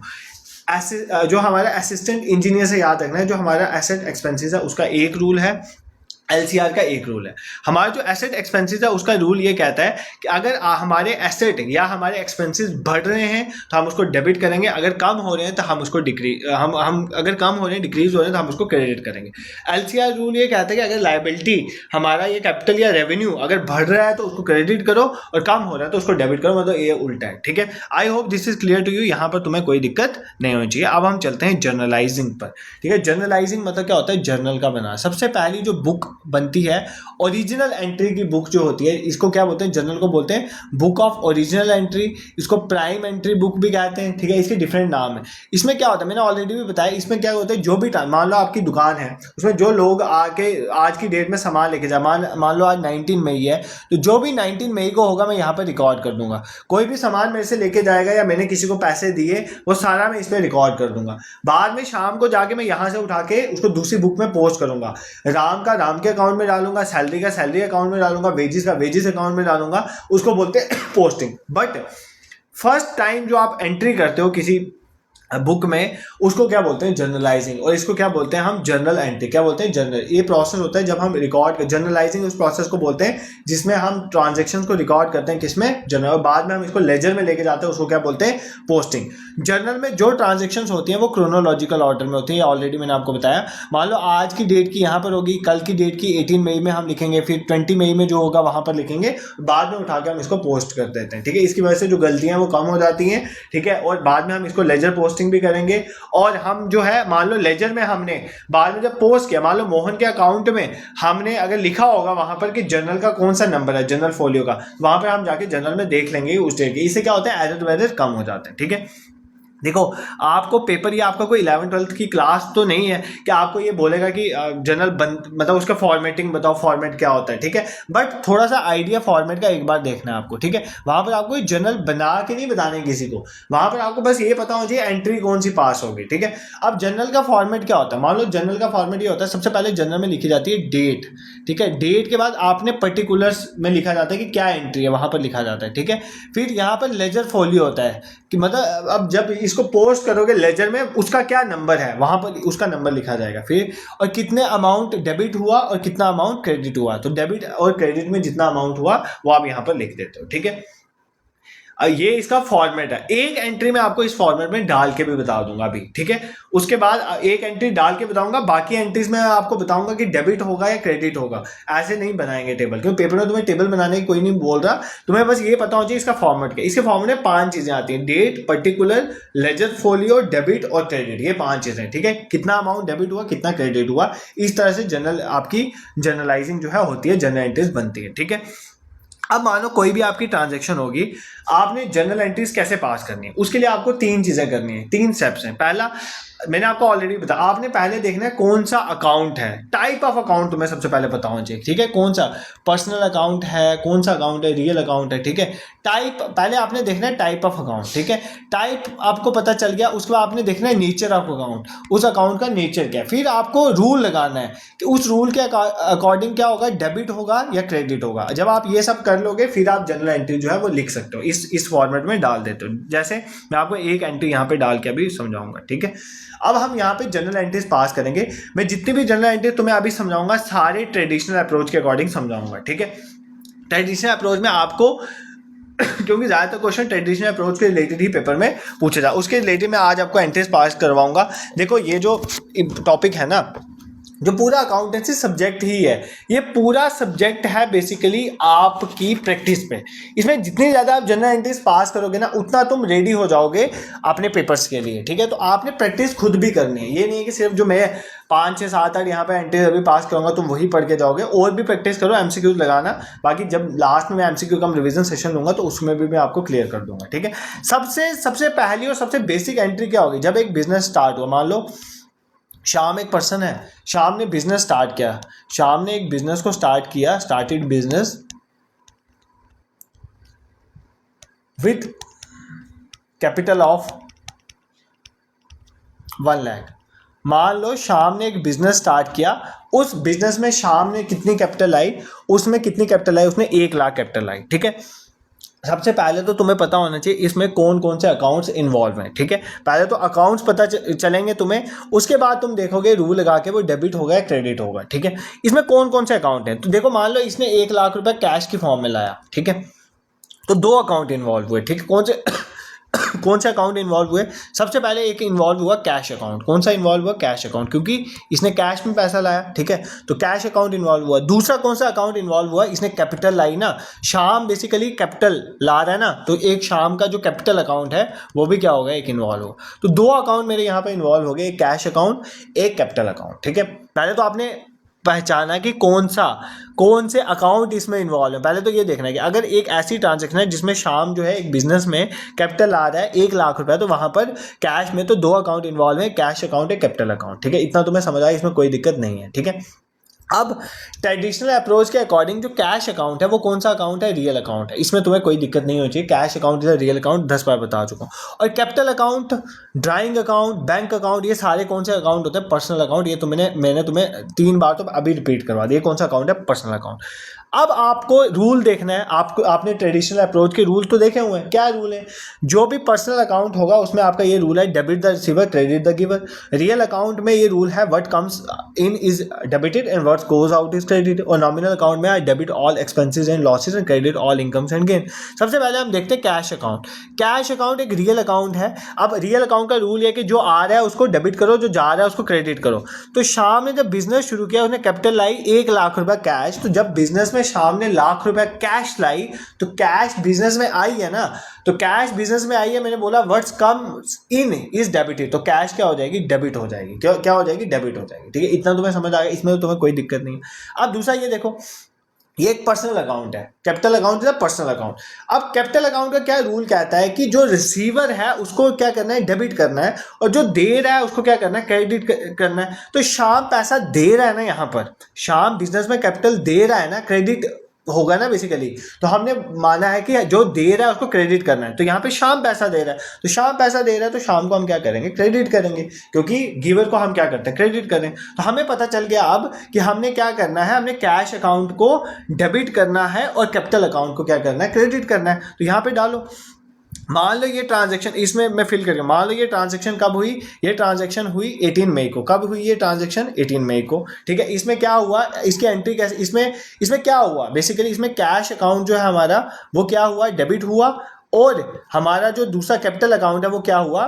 वो क्रेडिट हुआ। तो इसकी जो एंट्री बनेगी वो इस तरह से बनेगी, cash account debited to capital account, ऐसे एंट्री लिखी जाती है। जो डेबिट होता है वो पहले लिखा जाता है, कैश अकाउंट डेबिटेड, और टू ये हमारा एक लिखने का तरीका है, कैपिटल अकाउंट इस तरह से आ जाएगा। लेजर फोलियो में जो वहां पर जो उसकी एंट्री होगी वो लिख देंगे, क्या नंबर है उसका और कितना अमाउंट है। कितना अमाउंट लाया था? 1 लाख, तो कितना 1 लाख रुपया डेबिट हुआ और 1 लाख रुपया क्रेडिट भी हुआ। मैंने आपको बता दिया हमारा डबल एंट्री सिस्टम है, जो क्रेडिट हो रहा है वो कहीं ना कहीं डेबिट भी हो रहा होगा। ठीक है, इस तरह से हमारा जर्नल्स बनते हैं। इस प्रोसेस को बोलते हैं हम जनरलाइजिंग। ठीक है, इस तरह से टेबल के फॉर्मेट में। तो जर्नल का फॉर्मेट क्या होता है? सबसे पहले we have date, then we have particulars. Particulars में हम एंट्री लिखते हैं। एंट्री लिखने के लिए तुम्हें पता होना चाहिए कौन सा अकाउंट डेबिट है, कौन सा। अब देखो, जरूरी नहीं है 2 अकाउंट्स इन्वॉल्व हो, कहीं पर 3 इन्वॉल्व। जो सिंपल एंट्री सिस्टम है वहां पर 2 अकाउंट्स इन्वॉल्व होते हैं, कई बार 3-4 इन्वॉल्व भी होते हैं। ठीक है, उसको बोलते हैं कम्प्लेक्स एंट्री सिस्टम वाला। उसकी भी एक आधी एग्जांपल बता दूंगा। ठीक है, अभी बता दूंगा। ठीक है, बट अभी फिलहाल तुम बेसिक से समझो। तुम 2 अकाउंट जहां पे हो रहे हैं उनको इन्वॉल्व करके देखो, और फिर हमने ऐसे लिखना। और ऐसे लिखने का तरीका ये है, जो डेबिट हो रहा है cash account debit to capital account. This is clear, कोई दिक्कत नहीं है तुम्हें। ये 1 मिनट क्वेश्चन को देखो, तब तक मैं पानी पी लेता हूँ। ठीक है, उसके बाद हम देखेंगे, आगे देखेंगे। ठीक है, इसको देखो पहले, आपको बस ये पहचानना है कौन सा, और रूल तुम्हारे दिमाग में होना चाहिए। मतलब तुम्हें रात को सोए हुए भी पूछ लेना कि नॉमिनल अकाउंट का क्या रूल है ट्रेडिशनल अप्रोच में, आपने ये बोलना है debit all expensive losses, credit all incomes के। रियल अकाउंट का what comes in is debited, what goes out is credited. Personal account का debit the receiver, credit the giver. ये कहीं पर लिख के ना अपने कहीं सामने चिपका लो, ये तुम्हारे दिमाग में फिट होना चाहिए। और ना रट्टा मत लगाना इस सब्जेक्ट में, नहीं तो पेपर में मार खा जाओगे। रट्टा मत लगाना, समझ के और सब्स्टिट्यूट करो। एनसीईआरटी या तमिलनाडु बोर्ड कहीं से इसको पढ़ो, और फिर एमसीक्यूज वगैरह कहीं से भी प्रैक्टिस कर लेना। ठीक है, पीवाईक्यूज एमसीक्यूज लगाते रहना, प्रैक्टिस करना, तो हो जाएगा आपका। ठीक है, अब हम कुछ ऐसी ट्रांजेक्शन जो है उनकी जनरल एंट्री सीखेंगे। जैसे मान लो एक ट्रांजेक्शन मैं आपको बोलता हूँ, सिंपल ट्रांजेक्शन देखेंगे। जैसे पेड रेंट, मान लो एक रेंट पे हुआ, कितने का रेंट था? 5,000 का, और वो रेंट पे हुआ है कैश में। किस में पे किया हमने? रेंट पे किया कैश में। देखो, अब तुमने इसकी जो है जनरल एंट्री पास करनी है। ठीक है, मतलब तुम्हें पता होना चाहिए कि इसकी एंट्री कैसे बनेगी। लिखते कैसे आप फॉर्मेट बार बार नहीं दिखेंगे, बट तुम्हें इसकी एंट्री बनाए। तो पहले सबसे पहले मैंने आपको बोला आपको अकाउंट देखने, इसमें कौन कौन से अकाउंट इन्वॉल्व। एक तो कैश में हुई है तो कैश अकाउंट है, कैश अकाउंट यहाँ पर इन्वॉल्व है। दूसरा क्या पे हुआ है, रेंट पे हुआ है तो रेंट एक अकाउंट इन्वॉल्व है। तो दो हमारे पास अकाउंट इन्वॉल्व है, ठीक है।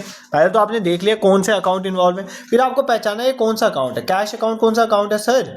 Real, nominal, personal. सोचो सोचो, cash is a real account, ये तुम्हें पता है। रेंट क्या है? खर्चा है। तो जो भी खर्चे हैं वो सारे कौन से अकाउंट में आते हैं? खर्चा कोई भी होगा वो कौन से अकाउंट में आएगा? नॉमिनल अकाउंट में आएगा। कौन से अकाउंट में आएगा? नॉमिनल अकाउंट में। इसमें तो कोई दिक्कत नहीं है तुम्हें। रियल अकाउंट का क्या रूल है? What's comes in is debited, what's goes out is credited, ठीक है, यही आपका रूल है। तो भाई आप रेंट जब पे कर रहे हो तो कैश किसी को दे रहे हो ना, तो कैश तो बाहर जा रही है, तो कैश बाहर जा रही है तो कैश तो क्रेडिट होगा, ठीक है, तो ये क्रेडिट होगा। और रेंट क्या है? Rent is a nominal account. तो नॉमिनल अकाउंट का क्या रूल है? जितने भी हमारे खर्चे या लॉसेज हैं उनको क्या करेंगे? हम डेबिट करेंगे। तो रेंट तो हमारा खर्चा है भाई, हम इसको क्या करेंगे? डेबिट करेंगे। तो आपकी पता चल गया आपको क्या डेबिट हो रहा है क्या क्रेडिट हो रहा है, तो आप लिख सकते हो। तो जो डेबिट हो रहा है तो मतलब आपका रेंट अकाउंट जो है वो क्या हो रहा है? डेबिट हो रहा है। और किस में हो रहा है? टू कैश अकाउंट, ठीक है, कैश अकाउंट। तो अमाउंट आप यहाँ पर लिख सकते हो। इसका अमाउंट कितने अमाउंट का हो रहा है? अमाउंट कितना है? 5,000। तो ये 5,000। अब देखो इसको आप वहाँ भी इस जर्नल में डाल सकते हो ना यहाँ पर। अब मैं ये ना यहाँ पर डाल के बताऊंगा नहीं हर एक को, मेनली आपको यही चीज़ सीखनी है, कौन सा अकाउंट क्रेडिट हो रहा है, कौन सा डेबिट हो रहा है, बस इतना सीख लोगे। पेपर में कोई भी जनरल एंट्री वाला क्वेश्चन आएगा तुम इजीली कर लोगे। और ये सिर्फ प्रैक्टिस पे है, जितनी प्रैक्टिस करोगे उतना कम है, ठीक है। आज मैं कोशिश करूंगा कि कुछ 7-8 तुम्हें अभी जनरल एंट्रीज पास करवाना सिखा दूँ, फिर तुम्हारी असाइनमेंट है। देखो पहला सेशन हमारा 1 हफ्ता पहले आया था, दूसरा सेशन लेट इसलिए आया कि 1 हफ्ता पूरा मैं बीमार रहा और मेरी हेल्थ ठीक नहीं थी। उस 1 हफ्ता यूट्यूब में कोई क्लास नहीं आई है, ठीक है। कल एक इकॉनमी क्लास आई है, बट ऐसा नहीं होगा कि पूरे हफ्ते के बाद क्लास। 1 हफ्ते में 2 अकाउंटेंसी के तुम्हें मैराथन सेशन में प्रोवाइड करूंगा, ठीक है, और 2 इकोनॉमिक्स के आ जाएंगे, ताकि इकोनॉमिक्स और अकाउंटेंसी जो है साथ साथ खत्म हो जाए। तो आपने क्या करना है, अब जैसे आज सेशन है, इसके 2-3 दिन के बाद सेशन आएगा, 2-3 दिन में आपने प्रैक्टिस करना है जितना पढ़ा हुआ, इतना तुम्हारे टिप्स में होना चाहिए, इतना तुमने एनसीईआरटी या तमिलनाडु बोर्ड से पढ़ा होना चाहिए, इतना तुमने एमसीक्यूज प्रैक्टिस किए होने चाहिए, तभी जाके ये आपको पेपर के लिए प्रिपेयर होंगी चीज़ें, ठीक है। और जिस तरह से आप जेकेएसएसबी पेपर पूछ रही है ना, तो मतलब सिर्फ ये बिल्कुल बेसिक आपको ये पूछेगा कि आपका डेबिट होगा या क्रेडिट होगा या नॉमिनल अकाउंट का रूल क्या है वो पूछेगा, ऐसा नहीं है। अब तुम्हें जनरल एंट्रीज भी कैसे पास होती है वो अच्छा सीख के जाना है, ठीक है। जैसे मान लो एक और देखते हैं, मान लो अब हमने कैश वाली 1-2 देख लें, अब चेक से देखते हैं।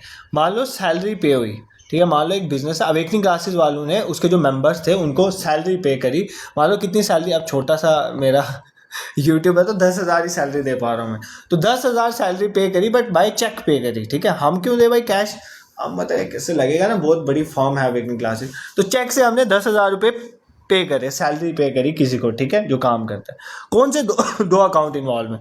एक तो सैलरी पे हुई, एक तो सैलरी अकाउंट इन्वॉल्व है, दूसरा चेक से पे हुई। तो जब चेक से पे हुई तो कौन इन्वॉल्व हो गया यहाँ पर? बैंक इन्वॉल्व हो गया, ठीक है, बैंक अकाउंट हो, ठीक है। अब सैलरी क्या है? खर्चा। तो एक कौन सा अकाउंट है? नॉमिनल अकाउंट, ठीक है। आपको अकाउंट पहचानने आने चाहिए। Bank is a personal account according to your traditional approach, बार बार मैंने बताया। तो इसको अगर पर्सनल अकाउंट मानोगे ना तो ही क्वेश्चन ठीक होंगे, तो ठीक है, तो पर्सनल अकाउंट है। अब मैंने सैलरी पे करी, सैलरी पे करी तो भाई खर्चा ही हुआ ना। तो नॉमिनल अकाउंट का रूल ये कहता है जो भी खर्चे लॉसेज हैं उनको क्या करो? डेबिट करो। तो मैं इसको डेबिट करूंगा।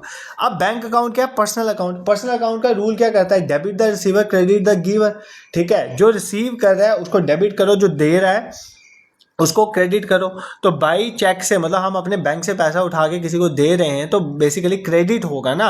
गिवर को हम क्या करते हैं? क्रेडिट करते हैं। तो क्रेडिट करेंगे हम किसको? गिवर को। तो यहाँ पर क्या हो जाएगा? क्रेडिट हो जाएगा। तो हमारी जो ट्रांजेक्शन है वो क्या बनेगी? हमारा जो सैलरी अकाउंट है वो क्या हुआ है? डेबिट हुआ है टू कौन से अकाउंट में? बैंक अकाउंट में। कौन से अकाउंट में? Bank account. इसके लिखने का तरीका समझ लो।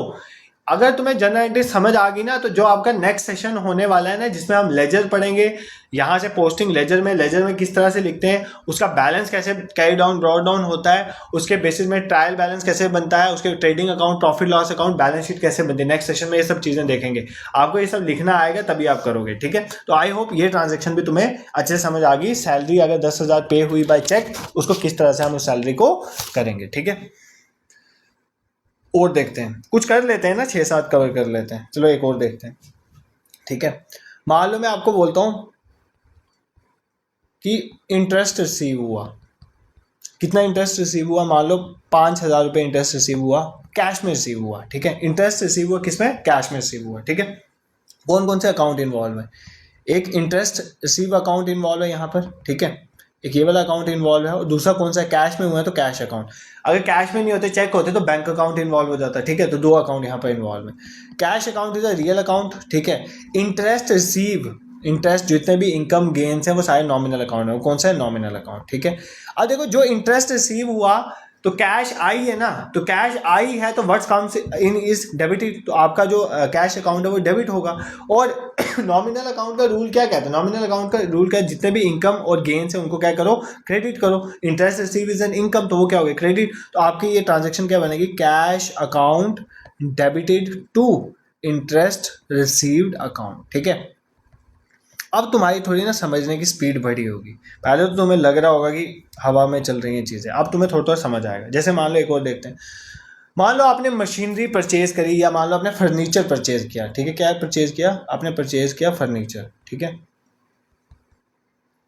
मान लो कितने का परचेज किया आपने, मान लो फर्नीचर 50,000 का परचेज किया और कैश में परचेज किया, ठीक है। आपने 50,000 का फर्नीचर खरीदा कंपनी के लिए, किसमें, कैश में। तो दो अकाउंट है, एक तो फर्नीचर अकाउंट है, ठीक है, मान लो, और दूसरा कैश अकाउंट मान लो, ठीक है। दो अकाउंट मान लो, फर्नीचर अकाउंट और कैश अकाउंट।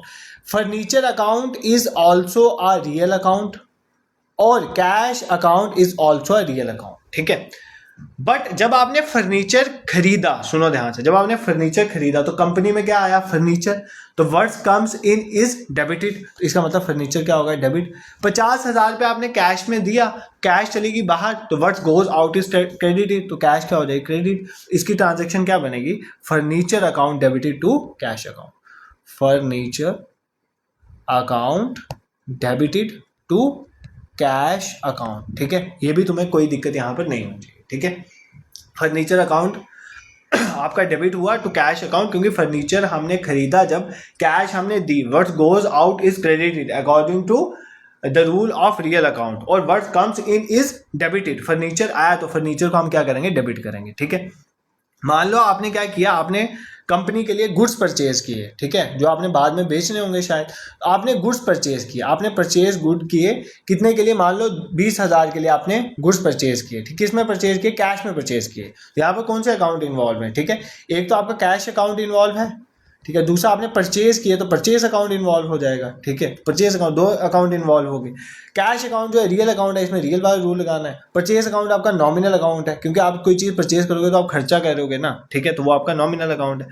अब आपने 20,000 के जो है कैश में चीज़ें परचेज करी, तो कैश आपकी बाहर गई, तो कैश बाहर गई तो कैश क्या होगी, क्रेडिट होगी, क्योंकि आपका रियल अकाउंट का रूल क्या कहता है, what goes out is credited.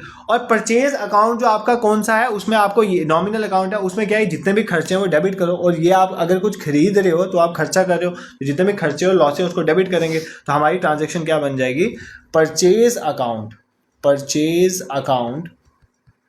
Debited to cash account, ठीक है, कैश अकाउंट।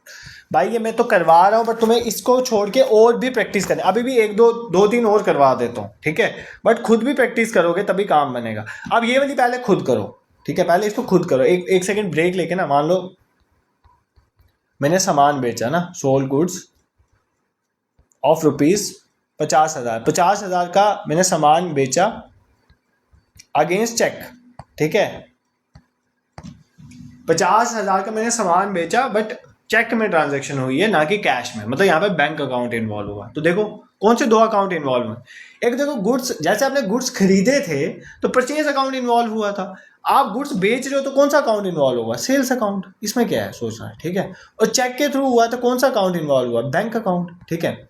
सेल्स क्या है, अगर आप कोई चीज़ सेल करते हो तो आपके लिए इनकम है वो, तो इनकम मतलब कौन सा अकाउंट है, ये नॉमिनल अकाउंट है।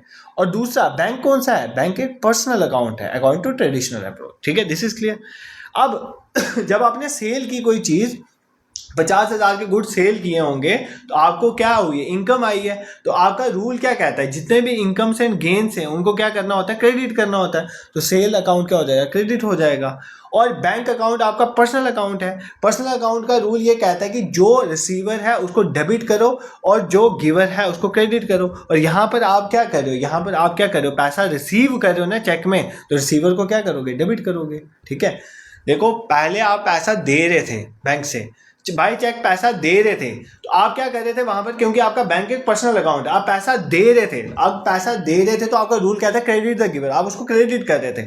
यहां पर जब आपने सामान बेचा तो भाई आपको बाई चेक पैसा आया है, तो पैसा जब आपको रिसीव हुआ, bank account is a personal account, तो डेबिट होगा ना, रिसीवर को आप डेबिट करते हो तो बैंक अकाउंट आपका डेबिट हो जाएगा। तो आपकी ट्रांजेक्शन क्या बनेगी, bank account debited to sales account. Sales account, कौन सा सेल्स अकाउंट, कितने की ट्रांजैक्शन हुई है, ऐसे लिखते हैं यहाँ पे 50,000 की। ठीक है, ₹50,000 मैं इसलिए लिख रहा क्योंकि मेन चीज़ आपको ये समझना है कि ट्रांजैक्शन हो क्या रही है। ठीक है, लिखना आपके लिए इंपॉर्टेंट नहीं है क्योंकि आपने कौन सी यहाँ पर किसी को बुक्स या रिकॉर्ड्स बना के देना है। ठीक है पेपर क्वालिफाई करना है। ठीक है, अब देखो एक ट्रांजैक्शन करते हैं क्रेडिटर वाली। जैसे मान लो एक क्रेडिटर है, क्रेडिटर क्या है, जिसे आपने उधार लिया हुआ है। ठीक है, कोई क्रेडिटर है गोपाल, उसको क्रेडिटर को आपने 5,000 रुपए की मान लो आपकी क्रेडिटर के साथ ट्रांजैक्शन है। ठीक है, आप इस ट्रांजैक्शन की कैसे एंट्री पास करोगे, मतलब मान लो कोई भी क्रेडिटर है, उसकी ट्रांजैक्शन एंट्री किस तरह से पास करोगे आप, वो सीखना है। ठीक है, तो देखो आपने क्या किया, क्रेडिटर जो था, आपने उस क्रेडिटर को मान लो आपने उससे पहले उधार लिया होगा, अब आपने उसके उधार जो है वापस चुका दिया, कितना 5,000 रुपये मान लो कैश में दिया। ठीक है, इन कैश।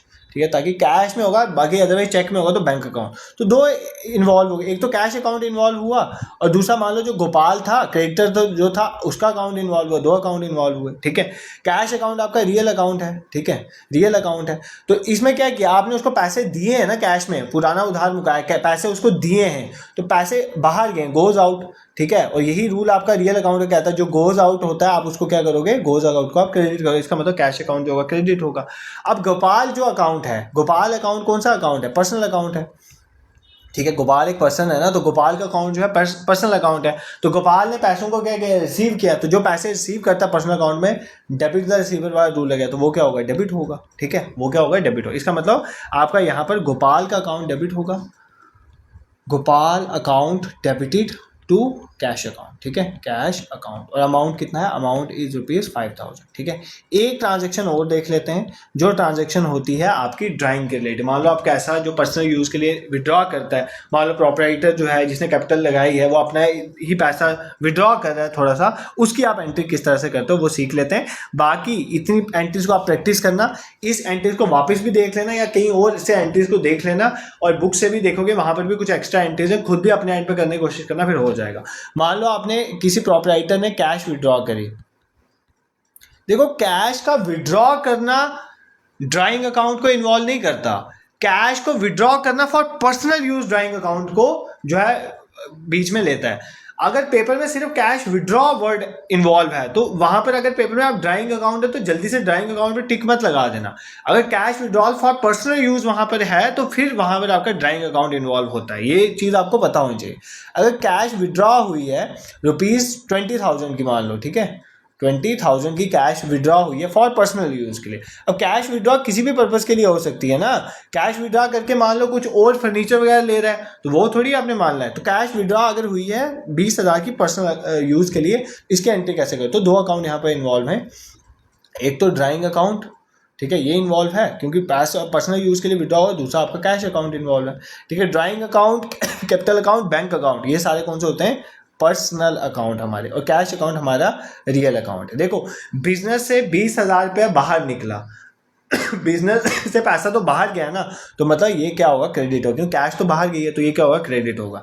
और पर्सनल यूज के लिए पैसा निकाला है तो जो जिस पर्सन ने पैसा निकाला है उसका अकाउंट क्या होगा, उसने तो पैसा रिसीव किया है, उसका अकाउंट क्या होगा, डेबिट होगा। ठीक है, तो बेसिकली हमारी ट्रांजेक्शन ये बनेगी, drawing account debited to cash account. ठीक है, तो ये आपको एक चीज़ समझाने की जरूरत थी। आई होप आपको जो ट्रांजेक्शन हैं इंपॉर्टेंट जहाँ से पेपर में क्वेश्चन बन सकते हैं वो मैंने आपको प्रैक्टिस करवा दी। देखो बाकी ये सारी चीज़ ना प्रैक्टिस पे है, जितनी प्रैक्टिस करोगे ना इसकी उतना काम है।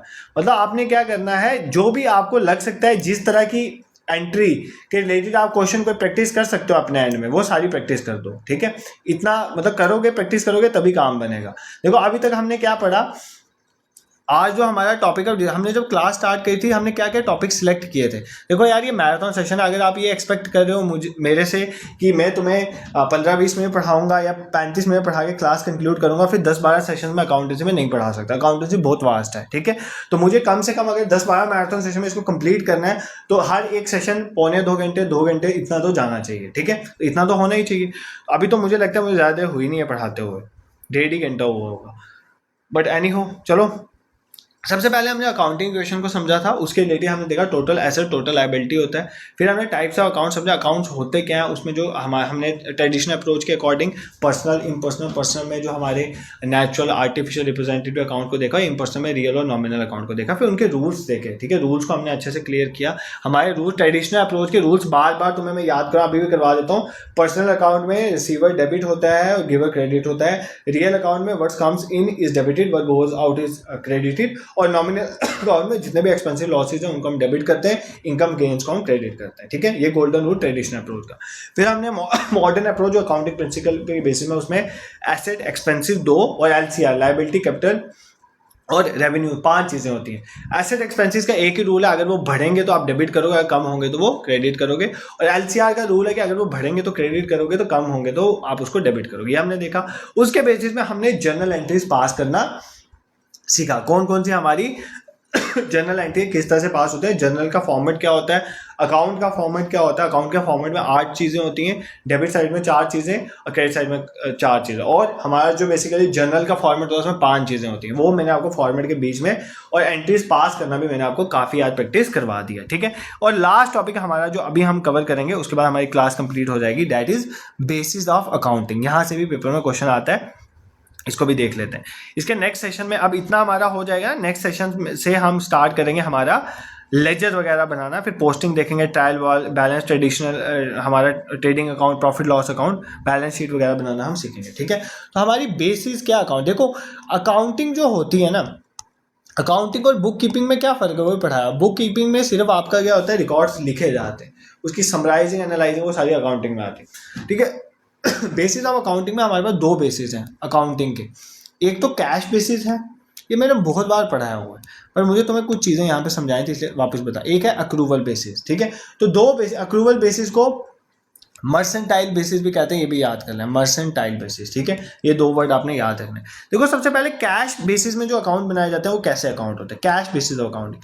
देखो कैश बेसिस ऑफ अकाउंटिंग ये चीज़ कहती है कि जब आपने किसी भी ट्रांजेक्शन को तब रिकॉर्ड करना है जब कैश रिसीव हो रही है या पेड हो रही है, तभी रिकॉर्ड करना है। ठीक है, हम ज़्यादातर अपनी अकाउंटिंग में ये यूज़ नहीं करते, हम दूसरा अक्रूवल वाला कंसेप्ट यूज़ करते हैं।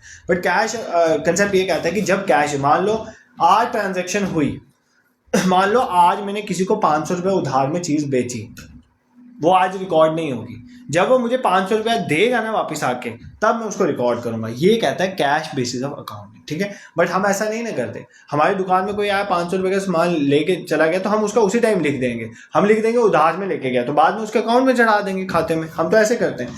बट कैश बेसिस फिर हम क्यों यूज़ करते हैं, कहीं ना कहीं तो यूज़ कर रहे होंगे ना।